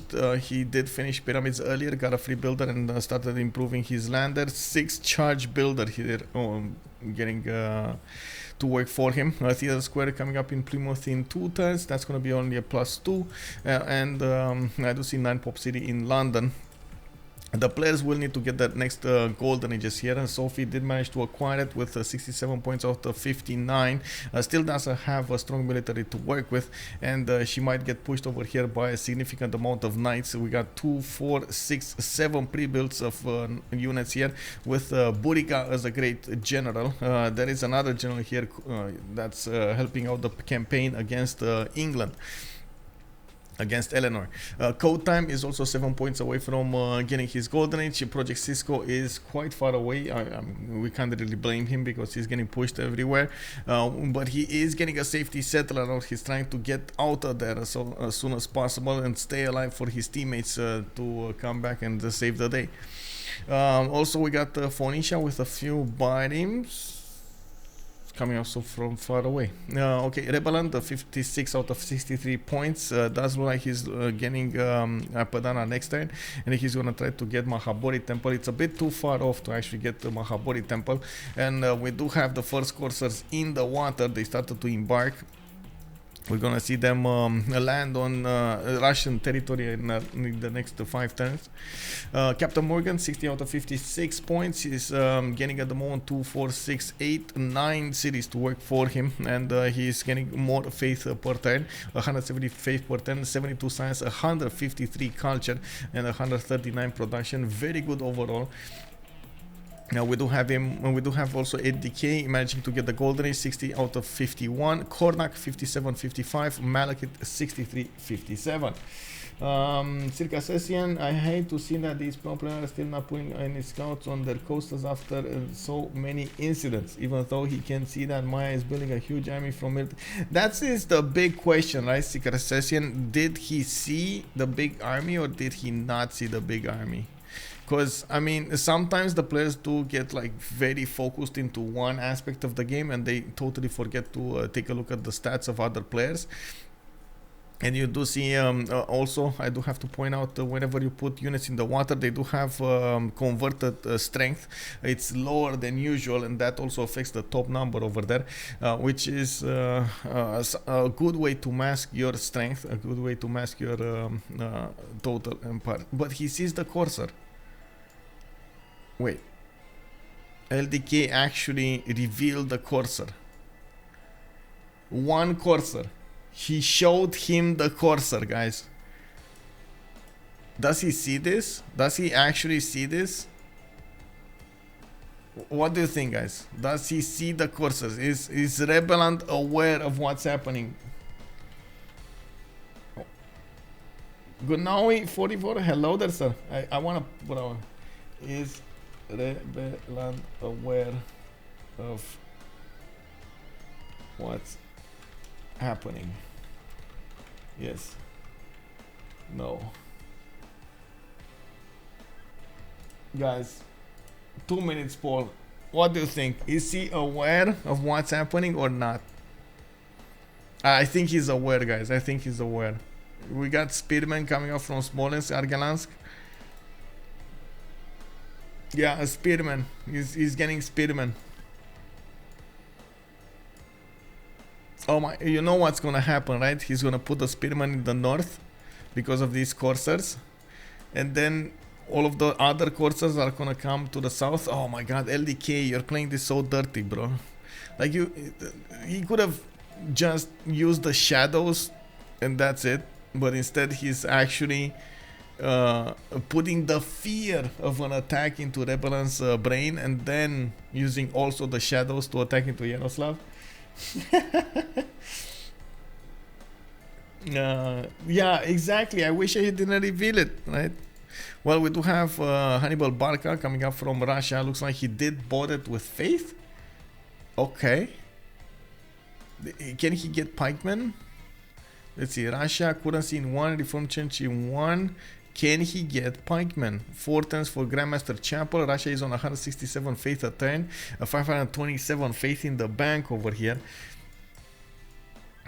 Oh man, that honestly, this reveal might have hurt Maya's ability to actually overwhelm Russia cities from the get-go.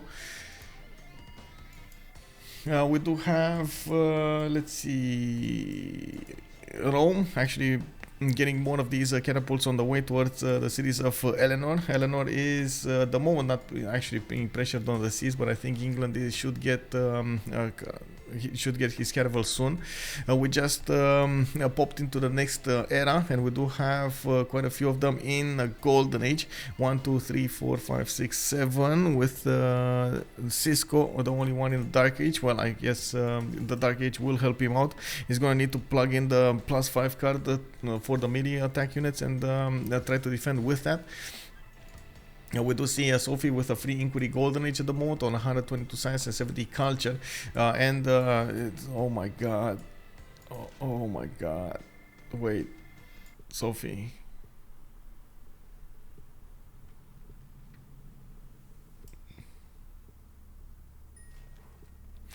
Guys, you know what's gonna happen, right? You know that Rome is gonna take out Scythia, right?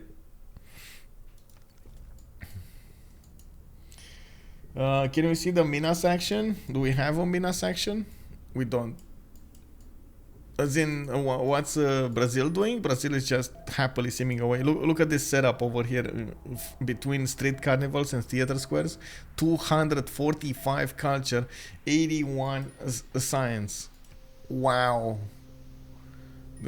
Just as LDK, 162 science and 129 culture.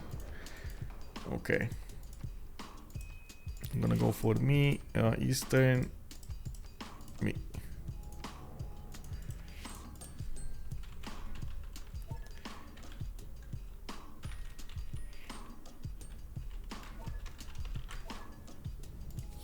City military saying just 100. Yeah, I am not.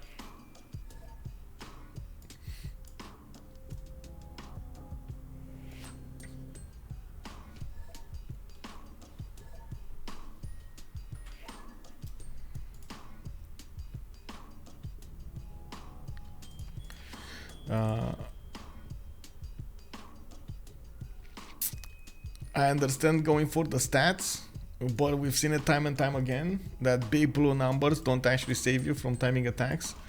So yeah, you can see what's gonna happen here. We got Kornok's Knights getting in there. He's last moving them into the cities of Scythia.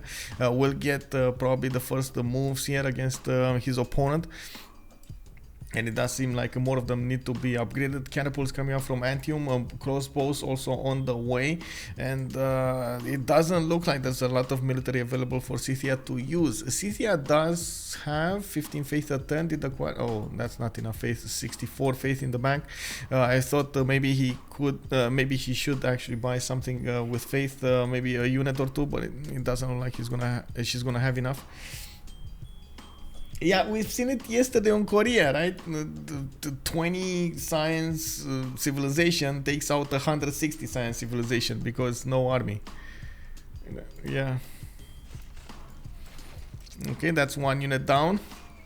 That Saka horse archer took quite a beating. We got more knights on the way. Needs to upgrade some more here, and catapults are making their way on the front line as well. I'm pretty sure Kornok would need some support from his allies so he can upgrade everything. I don't think he has enough iron for everything, and that's the problem here. He's only on 4 iron. Malekit is benefiting from a lot of iron, so he could immediately send it if need be.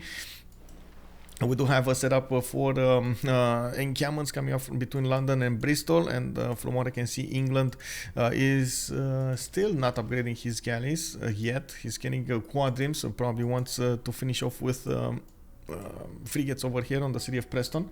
We do have, okay, we do have the units of Maya finally arriving in the cities of Russia, and while it looks of it, of course, Russia did with the general is gonna get some extra points of damage on the horse on the classical units. Maybe there's a chance Maya can get to how to say, military tactics, so he can get to the pikemen.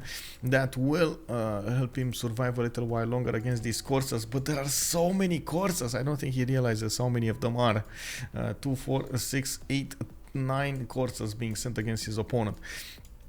There is also a possibility, and honestly I wouldn't how to say, discount it here.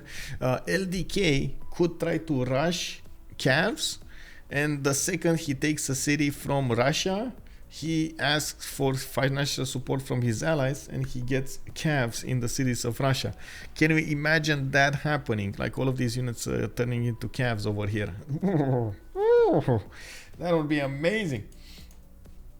Update the status on Russia. I think I just did, right? I did. 2 turns Grandmaster Chapel, 7 turns Mahabari Temple.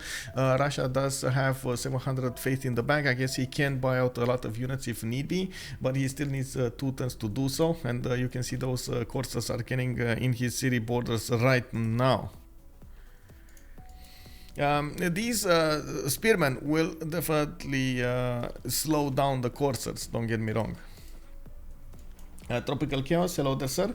Looks like Cisco a bit off more than he can chew. I think he, well, I mean, like I was saying, I don't think we can really blame him here. I mean, sure, he should have been a little bit more prepared, maybe had a scout towards Rome and see what's going on, the writing on the wall. But at the same time, I would say Scythia should have been the one doing more damage against Rome, trying to keep him at bay. We've seen, and we've actually talked quite a bit with Justice on the stream.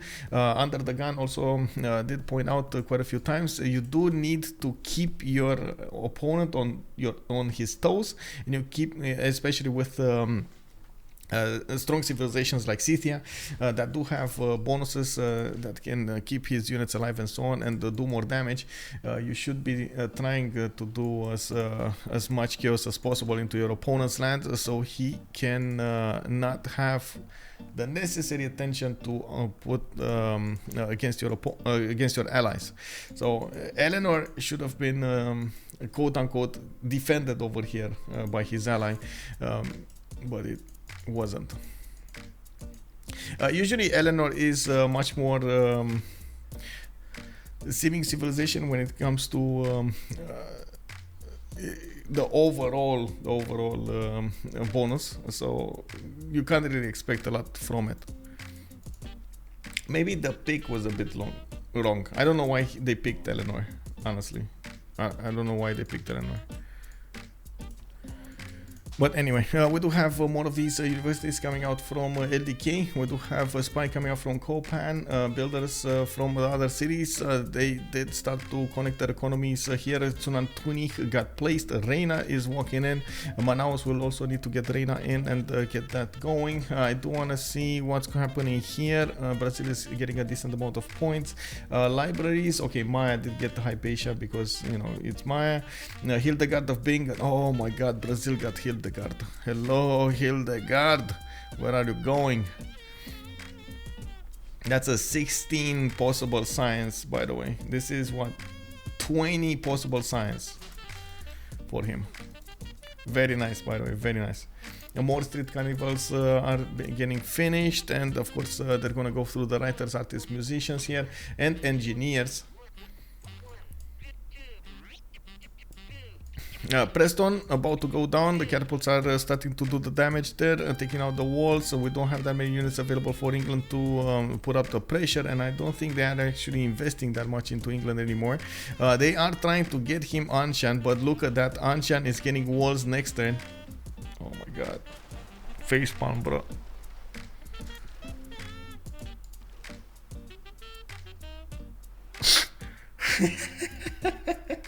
Yes, that is Sacred Path on Brazil. That is Sacred Path on Brazil.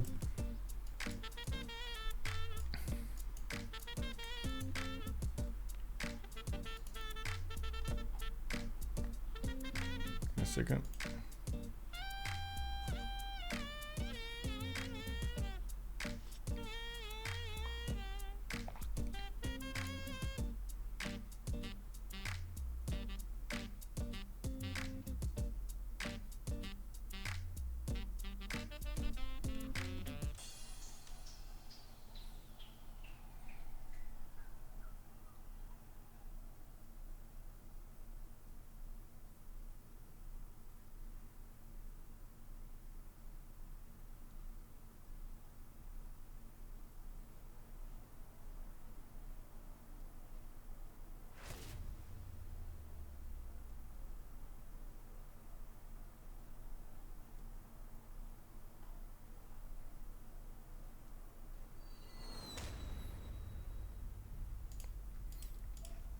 Sorry, got distracted. Messages. MVP Anshan, yes. Oh my god, look. These... man, these biomes. I gotta say, at this point, I kind of feel sorry about what's going on here, man. Also, great people from Morgane, do they disappear if not recruited? Yes. Well, they don't disappear entirely, and there's one remaining, and then... how to say, whenever you go into the next era and you recruit the one that was remained, you get from next era. You get all of the people from the next era.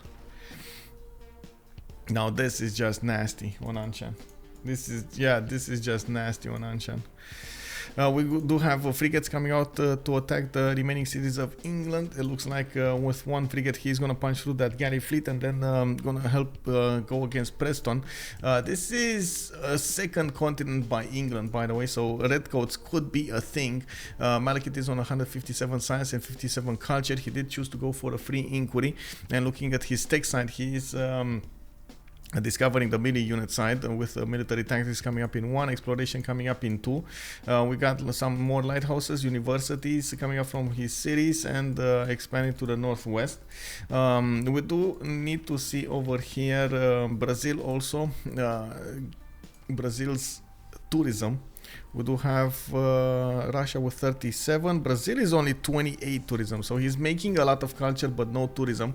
That also allows him to boost the culture defense extremely high. He is on let me see, 47 domestics, extremely high, like I was saying. We do need to see also what's happening here. We do have walls coming up from Russia. His cities are starting to get more units around them. He did use his faith pattern to buy out quite a few units here, or not. I think he did, right? It looks like he did. The city of Yaroslav is still gonna probably go down if LDK is fast on the buttons and manages to get the how to say get the surround on the city of Yaroslav. He is gonna take it down quite fast. We do have Rebelland over here with a lot more pressure on him, and his gold pattern is gonna melt really quickly. He's only on 32 science with 100 culture, while LDK just jumped up to 248 science and 143 culture. Man, oh man. Sophie is also getting pressured on the west side. The Roman knights are getting in there and they're starting to do significant damage against her units. She doesn't have that much army to work with, and the army that she has, she put it in Komstormskaya. Now you can actually see Kornok is trying to efficiently use his army, so she does a maximum amount of damage against his opponent over here.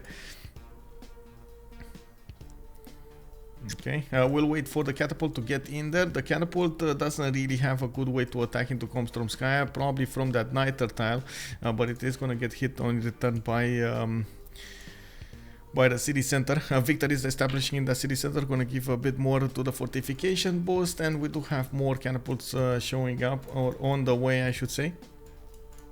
Not bad, not bad. This privateer, though, it's actually quite good against the knights. Deals significant damage over that. I do want to see this, by the way. Look at this, 20 science holy site, guys. 126 science, 272 culture for Captain Morgane. Free Sim Maya is built different. It's built different. Yeah, he knew how to spawn, man. How LDK have so much science? Well, LDK, yeah, he did get Colosseum over here. He did manage to get decent land, decent, not amazing, but decent land with a lot of plantations. 3 types of plantation amenities on his land. He put up the farms around his observatories and just kept on simming. Yeah, this science difference is incredible. And this is, like I was saying, this is just a forward attack against Russia just to slow him down, and this is slowing him down considerably. He's also ripping the gold away and the farms and sorry, the mines and the farms and the improvements, while Rebelland is basically erased out of the game here by this maneuver.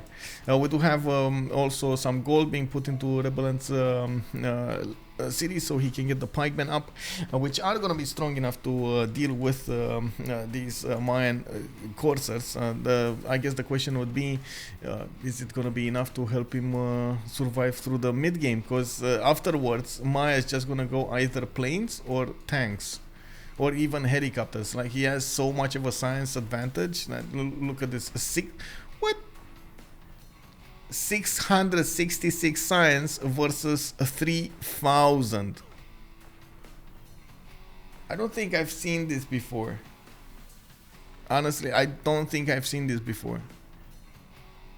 3000 science. I can only imagine what will happen when Maya gets Newton. Kick W, bro. Another city goes down, this time Preston. Kornok did manage to punch through the defenses even without the frigate support. We do have Cisco with one remaining galley over here. He did manage to get Sunderland on the southeast, staying alive in the game, I guess. And I do see he's trying to put up a defense in Liverpool. We do have more warriors coming out from his cities, and he is getting converted by his ally, by Russia. Well, not that it matters that much. Newton or Ibn Khaldun. Yeah, exactly. Josie 06, bonsoir monsieur. Are you ready for the Terra map? Are you ready for the Terra map games, guys? Let me see, where do we have the Terra map discussion? I think it's in 3 hours, if I'm not mistaken.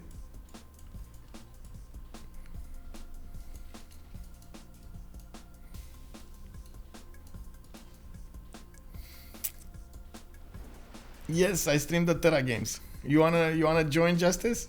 We're gonna have a game between. Give me a second. I was talking with Adridi today. Give me a second. I'm gonna put it up on the screen here. So we're gonna have a game between Peacemongers and any wizards, I believe. So Paul, Ben, Tidit, Noob, Synth, Corny, and Muel going against Adrizi, Alex, Sizevai, Elrohir, Vitisi, Tompet, Kerit, and Meliagor.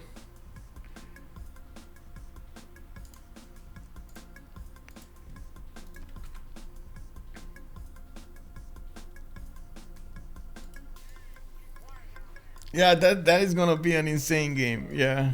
I thought the same. I was like, yes, let's go. Yeah, with much pleasure, man, if you can. Is Norway OP on Terra? Yeah, I would say so, but if it doesn't die, I guess.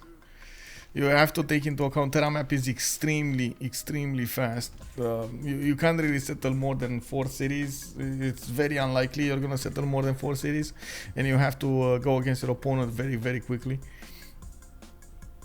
Majel Chen, they said is yes, it's not in the Twitch schedule. I found out about it today. It's 1900 GMT.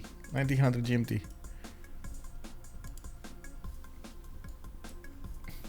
Let me actually put it in the Twitch schedule. Yeah, prime time, exactly. Channel, schedule, at stream.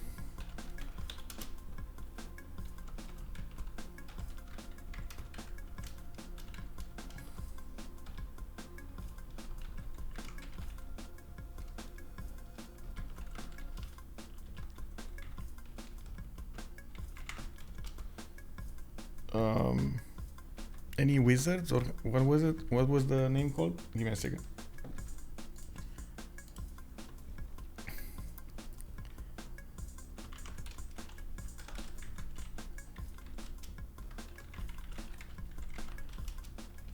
Okay, there we go.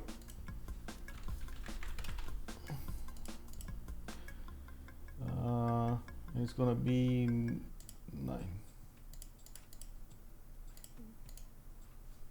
There we go. Oh, and I need to put the one tomorrow also.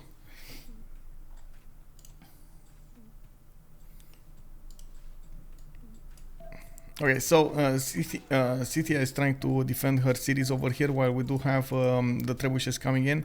It looks like Kornok is gonna meet stronger and stronger defenses here. We do have also Russia managing to well, defend the north with a line of units, with a line of spearmen. It was forced to build so much military to defend against this, while Solicams is slowly gonna be taken down, if not soon gonna be taken down entirely. We do have the courses that should deal enough damage against that city center, and 2 of them are in the water though, and the pikeman is trying to defend against this. We do have also English frigates going against Eleanor's coast. Now the Rome did manage to upgrade a few more trebuchets, and he is gonna try to push towards Liverpool, while Bradford is gonna get pushed over here by England. I'm actually quite curious if we're gonna see some redcoats. Would be amazing to see some redcoats, but it doesn't look like that's gonna happen. All in all, we do need to see also how Phoenicia CodeTime is gonna do about this. He did manage to get a lot more cities a bit late in the game, but he did manage to do so with 116 science and 80 culture a turn. He also has 1,000 gold in the bank with 200 per turn. Not bad results, but it is a bit late in the game for it to be successful. Now Scythia being pushed did force him to reconsider his sim, and we do see, of course, Scythia did manage to get to 163 science, 67 culture, able to get more stats out than Rome. We do need to see how Rome is going to manage to get back in the game after this, or at least put up a defense, while of course behind him we do have Malekit here with 192 science and 69 culture, and on the other side of the planet, Captain Morgane with LDK are just leading their respective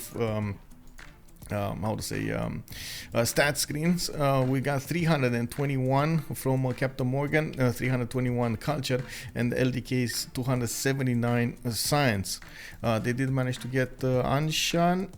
Yeah, Captain Morgane got Anshan. Nalanda is being taken over by LDK, and of course, as you can see, they are getting so many bonus points out of that.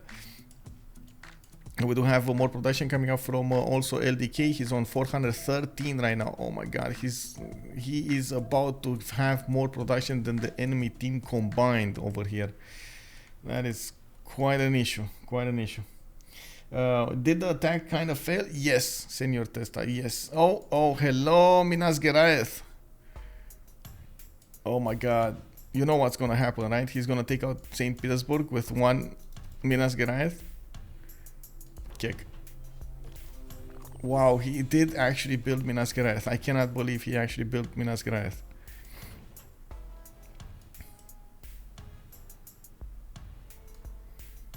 He needs vision all over, so he comes to take it over.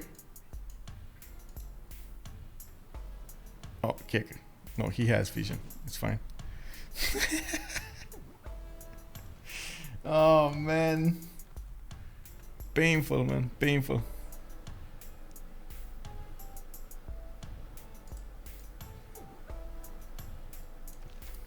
You want to play Brazil? I know, right? You did such an amazing play with Brazil. Unbelievable. It's good to see this. It's very good to see this. Like, usually when we see something out of the box, it makes me so happy. Foreign Ministry also finishing up for Kornok. Now Scythia will try to push through him. I do have to point out this is a second continent from London, so again those redcoats can be available for him. Unfortunately, England did not build any pre-builds. We do have him getting his production up, and Malekit does benefit from 274 production. And that is before shipyards, and I do believe before factories, industrialization and so on. He is going top 3 with astronomy. He's getting more Royal Navy dockyards, and of course he does still have the benefits of Auckland everywhere. Very nice.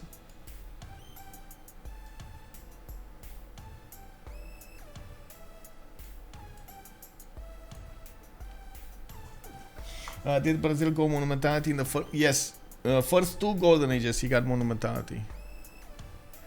Wait, no, sorry, first one. The second one he went pen, brush and voice. Sorry, I just realized he went pen, brush and voice. I thought he would go for a second one with so much faith.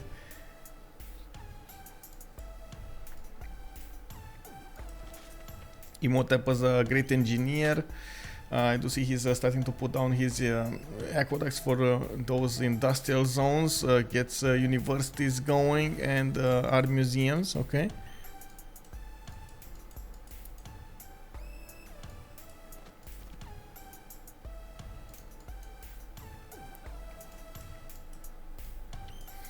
Yeah, looks like Maya was forced to get out next to Solikamsk. He's just cording up his units and getting out of the reach of those pikemen. Smallest did get taken down. Looks like Minas Geraeth helped out to tip the balance of power into Maya's hands, and as you can see, that city is gone. Now we would need to see a second wave of units coming up from LDK if he wants to keep on pressuring his opponent here. We should actually see, there we go, there's a Brazilian horse that needs to go into the water and get here, so he can actually take out St. Petersburg with it. That would be massive. If they do manage to take out the capital city of Russia, that would be so massive. Taking out the Gavron Plaza with GMC from it, that is just critical.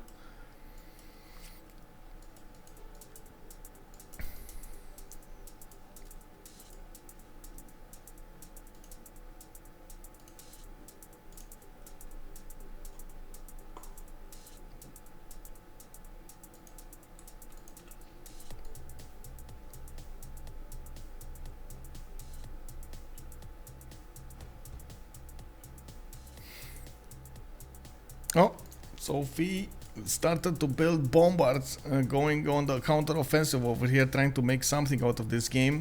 We do have 175 science on Tominis, one turn away from ballistics, and quite a few of these crossbows are going to get the promotions. I do believe they do have the gold available for them to upgrade whatever they need. It's just a matter of time. And yes, she could try to push through Roman defenses. I do have ancient walls coming up in Antium, and I do see Kornok still needs to heal some of his units, while he needs a lot more to deal with this problem.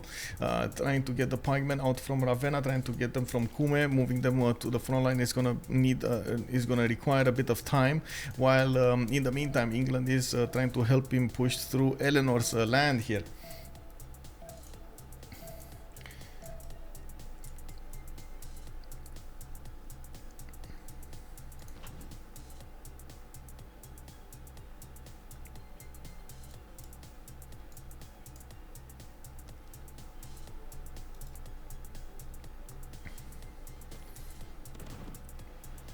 Okay, what are these Minas Geraeth gonna do?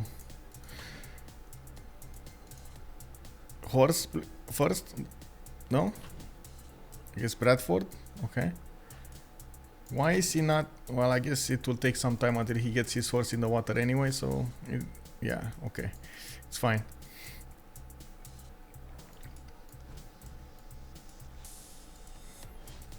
And there goes the field cannons. The field cannons are going to tear apart the Roman army quite easily. You can see the 73 strength against the Knights 66. And we do have also quite a few of these knights that need upgrades from Scythia, turn into cuirassiers that are going to be much better suited to take out the Roman remaining units, especially the pikemen. We do have also Rome needing to get to his own ballistics. It's barely on gunpowder. He would need metal casting, and then he would need also ballistics. That's gonna take a while to get there, and from what I can see, it's not gonna be easy. He doesn't have that much time. Trying to get more pikemen that could turn into pike shots to defend against this, and of course the pike shots are not really apt to defend against field cannons, but they are good, very good to defend against cuirassiers. Brazil also with 166 science, 339 culture, is getting his universities up and more campuses. I do believe they would need to get through the scientists, and there we go. Maya actually did manage to get Newton as well, and he just jumped up to 387. Guys, this is more science than the enemy team combined. Wow. I think LDK is flexing right now. I don't know how you feel about it, but I think LDK is really flexing right now.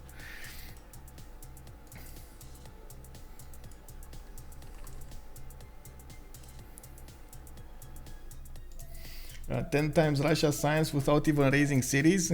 Yeah, this is quite a problem. St. Petersburg can be one shot over here, and this is another problem. The Corsair doesn't have enough strength to take it out entirely, and this was what surprised me when the Minas Geraeth moved out. I would have thought he's gonna try to take out this horse, or the horses in front of the city, and then take out the city center immediately afterwards. But anyway, LDK is just gonna pillage the government, the GMC, and then move forward. Okay, It's fine. I guess that works as well.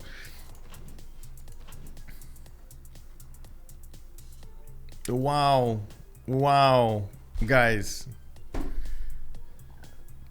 can you imagine sitting on a battleship? Have you ever seen a battleship? Man, it's like extremely big. Like, it's so big, and of course steel walls everywhere, right? And armor and everything. And then comes a catapult that attacks it with a rock, with a big rock. What? Yes, he can attack the city. It's 3 tiles out. He can attack St. Petersburg with it. He just needs the vision. Yeah. Anshan has been defeated. Ooh. Where was Anshan? Not this. Not this. Oh, wait, was that the coastal one? Oh, finally they took out Anshan. Okay, I see Scythia helped him do the damage here. And Anshan finally did go into Project Cisco's hands over here, got another city. Bradford is gonna go down. It looks like Rome is needing to move some of the units over there to get it completely. There is a horse that could move there. The rebellion in Preston, unfortunately, is happening in 4 turns, and that will flip directly back into English cities. We do have Godvaras also, chosen by... Okay. Godvaras, Defender of the Faith, Zermentation, Sacred Places.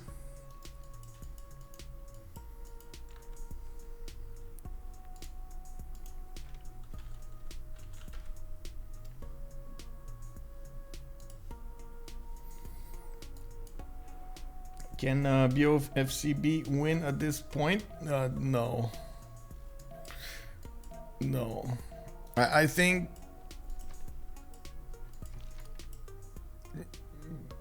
like, in my opinion, it was a very hard stretch to actually think about them winning like 10 turns ago, at least. Like, the difference in science is just getting so massive, and the culture is not even funny. When you're talking about, for example, Captain Morgane's ability to go for later on culture victory, that can definitely happen. We do have Rebelland actually getting a bit more tourism, but that's just a matter of time. As you can see, he's in 50 tourism a turn, and we do have right now Brazil on 60 tourism a turn. He's just gonna ramp up a little bit later than usual. That is gonna happen when he's gonna start getting the musicians and of course discovering rock bands. He's just gonna go crazy with them. Yeah, there's no... I guess you can call Scythia with condition if he ever manages to break through the lines of defenses of Rome, which can happen actually. We do have cuirassiers, we do have field cannons, bombards to help. He can start to pressure through the cities of Rome relatively fast here, and then he's gonna end up fighting England with the redcoats. That should stop him. England did not manage to get a general though. That might be a problem. I don't know if he has. Yes, he does have. Okay, 2 great general points a turn. Ethelflaed is medieval renaissance. He's gonna need a renaissance industrial one. He should do a few projects. The thing with England is he has 309 production, 215 science.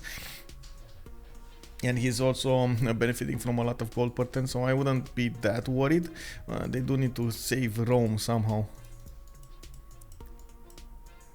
Rome is trying to save himself though. Ironclad, hello there, sir. You can find that answer on the CWC website, civ6worldcup.com. I'm going to be streaming tomorrow Frederitos versus SAS team at 1900 GMT, and I understand Liege with Pulp will be streaming it today, 1900 GMT, the first game. We're going to be watching on my stream, we're going to be watching the Terra map competition from CVFR.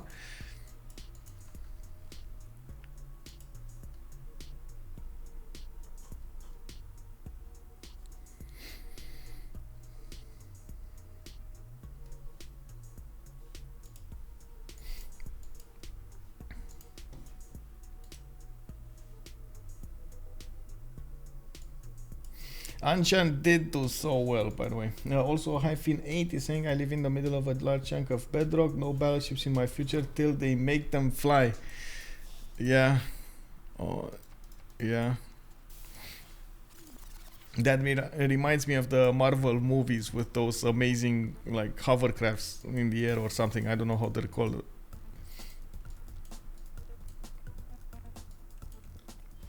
No post on CPL Discord yet?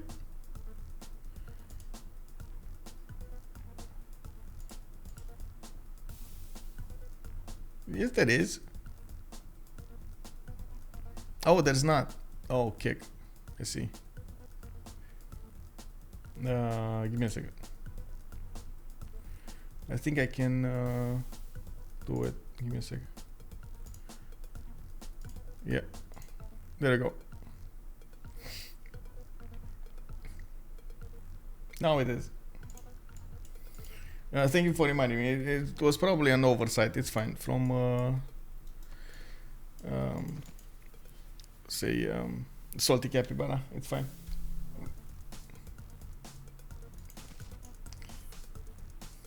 Second game with Eleanor and Peter combo and Sasu. Yes, sir. And welcome. How are you doing?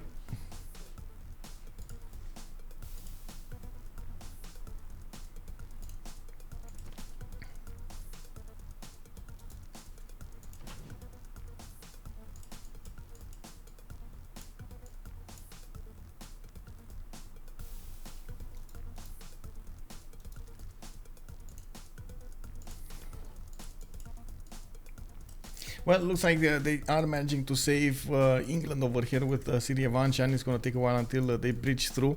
Of course, the Minas Geraeth are taking down St. Petersburg, and LDK will probably deal the final move here against St. Petersburg if he has the first moves. He should have. Oh, that's a GG called out. Sophie calls it out.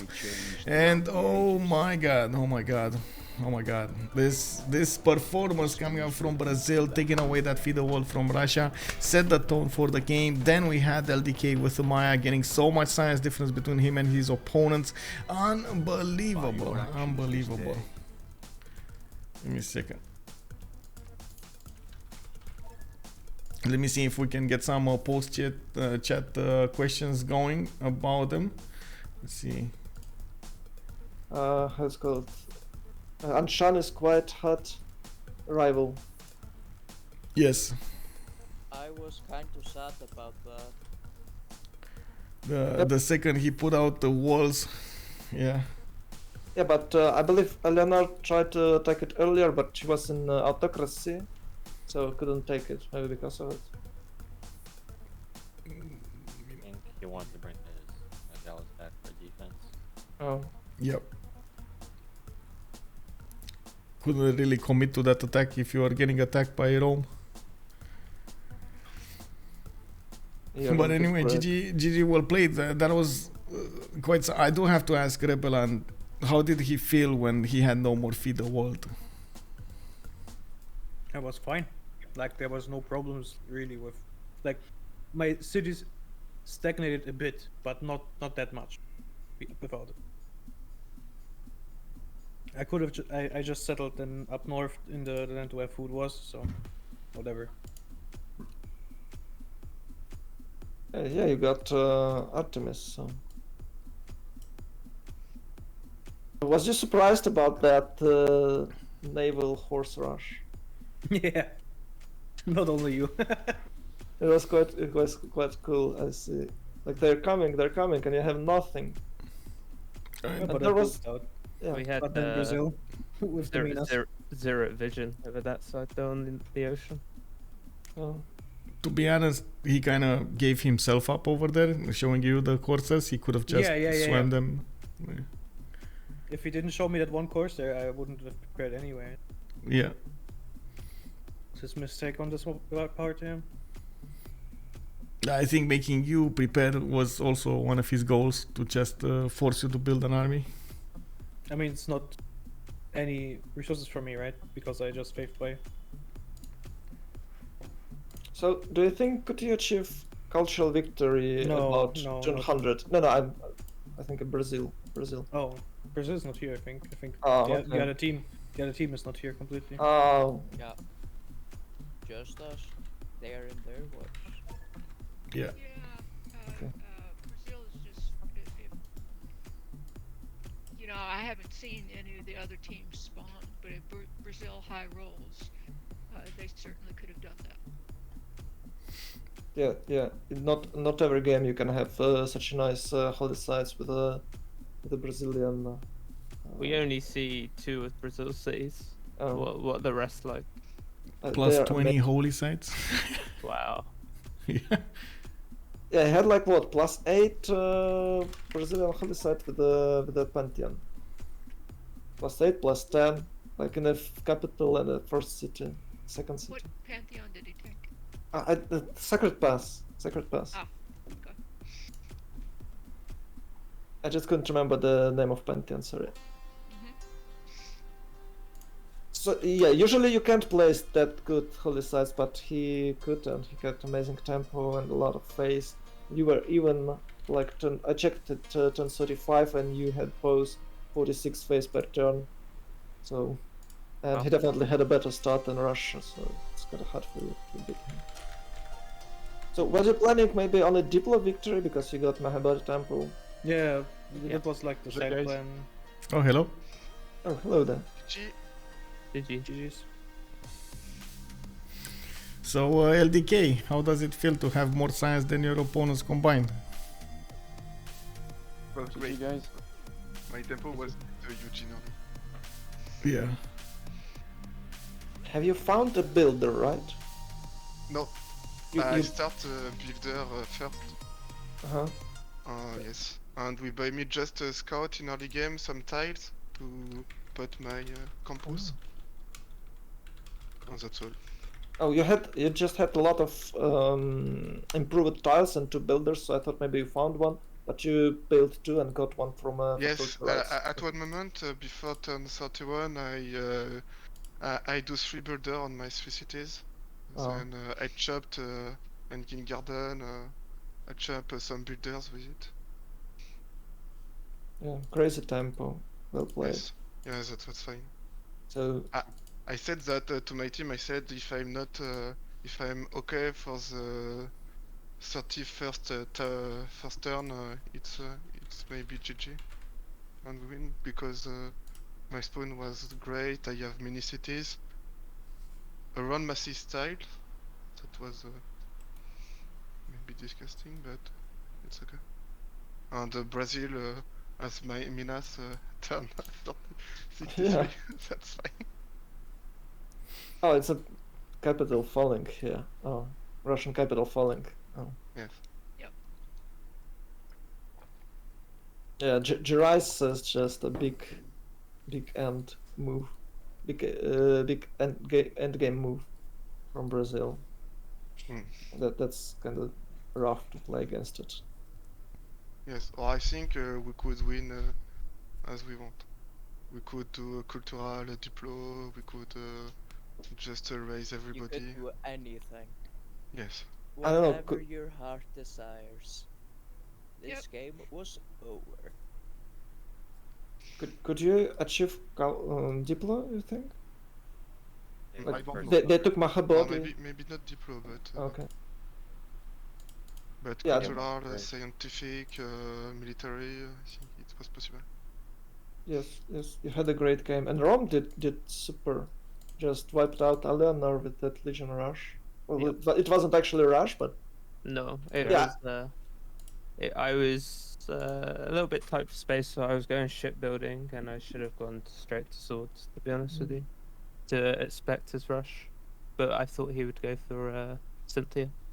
Yeah, I thought about it, but there was very little space to go to Mm. Scythia. Yeah. So I thought if he's not railing on me, then I go to England.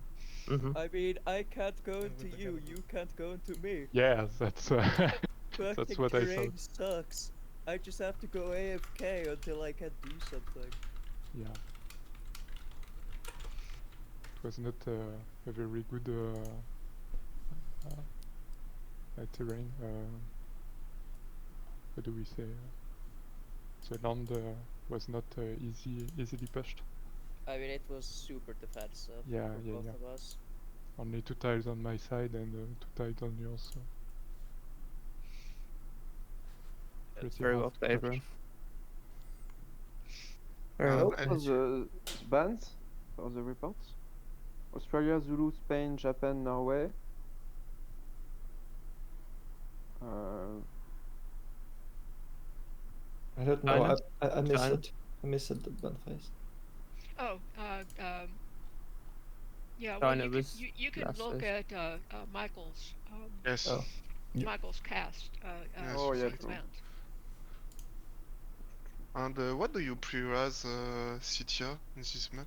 We were a bit surprised when you picked it in first.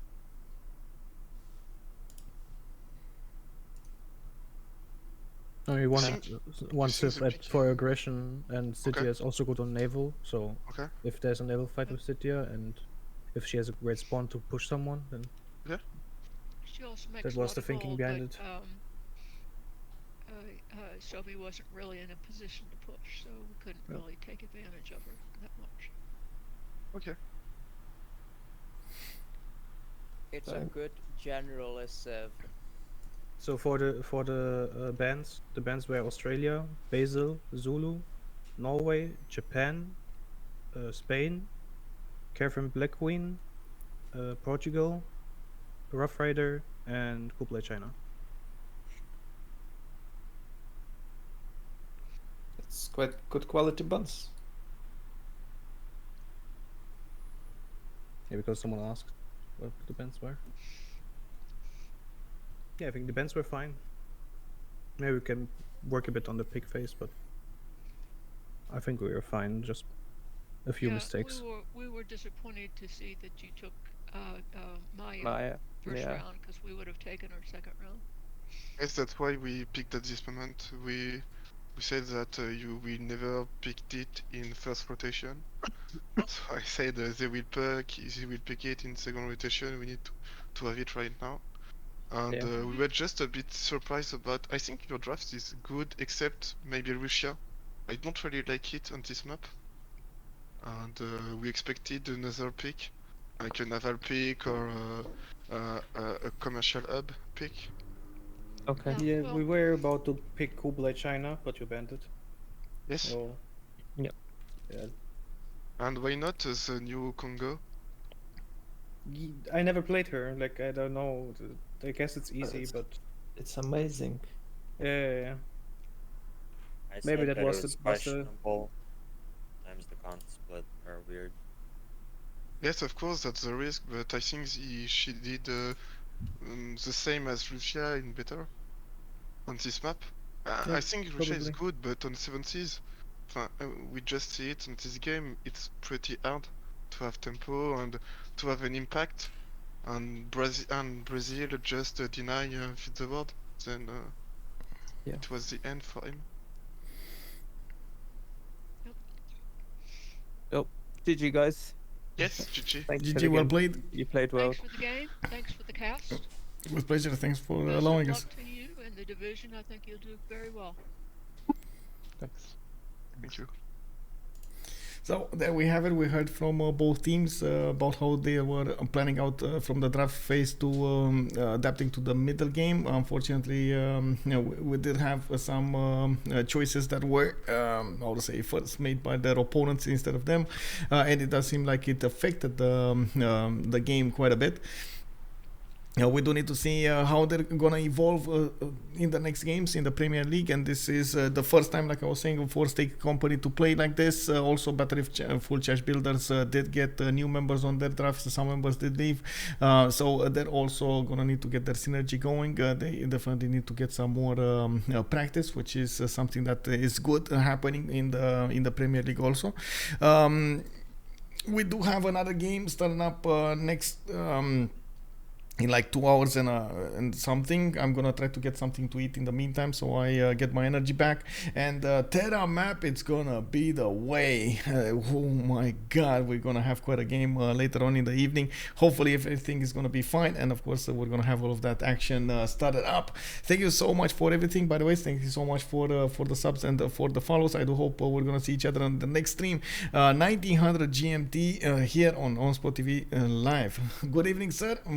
Bonsoir, Onitana. Bye bye, and see you later. Bye bye.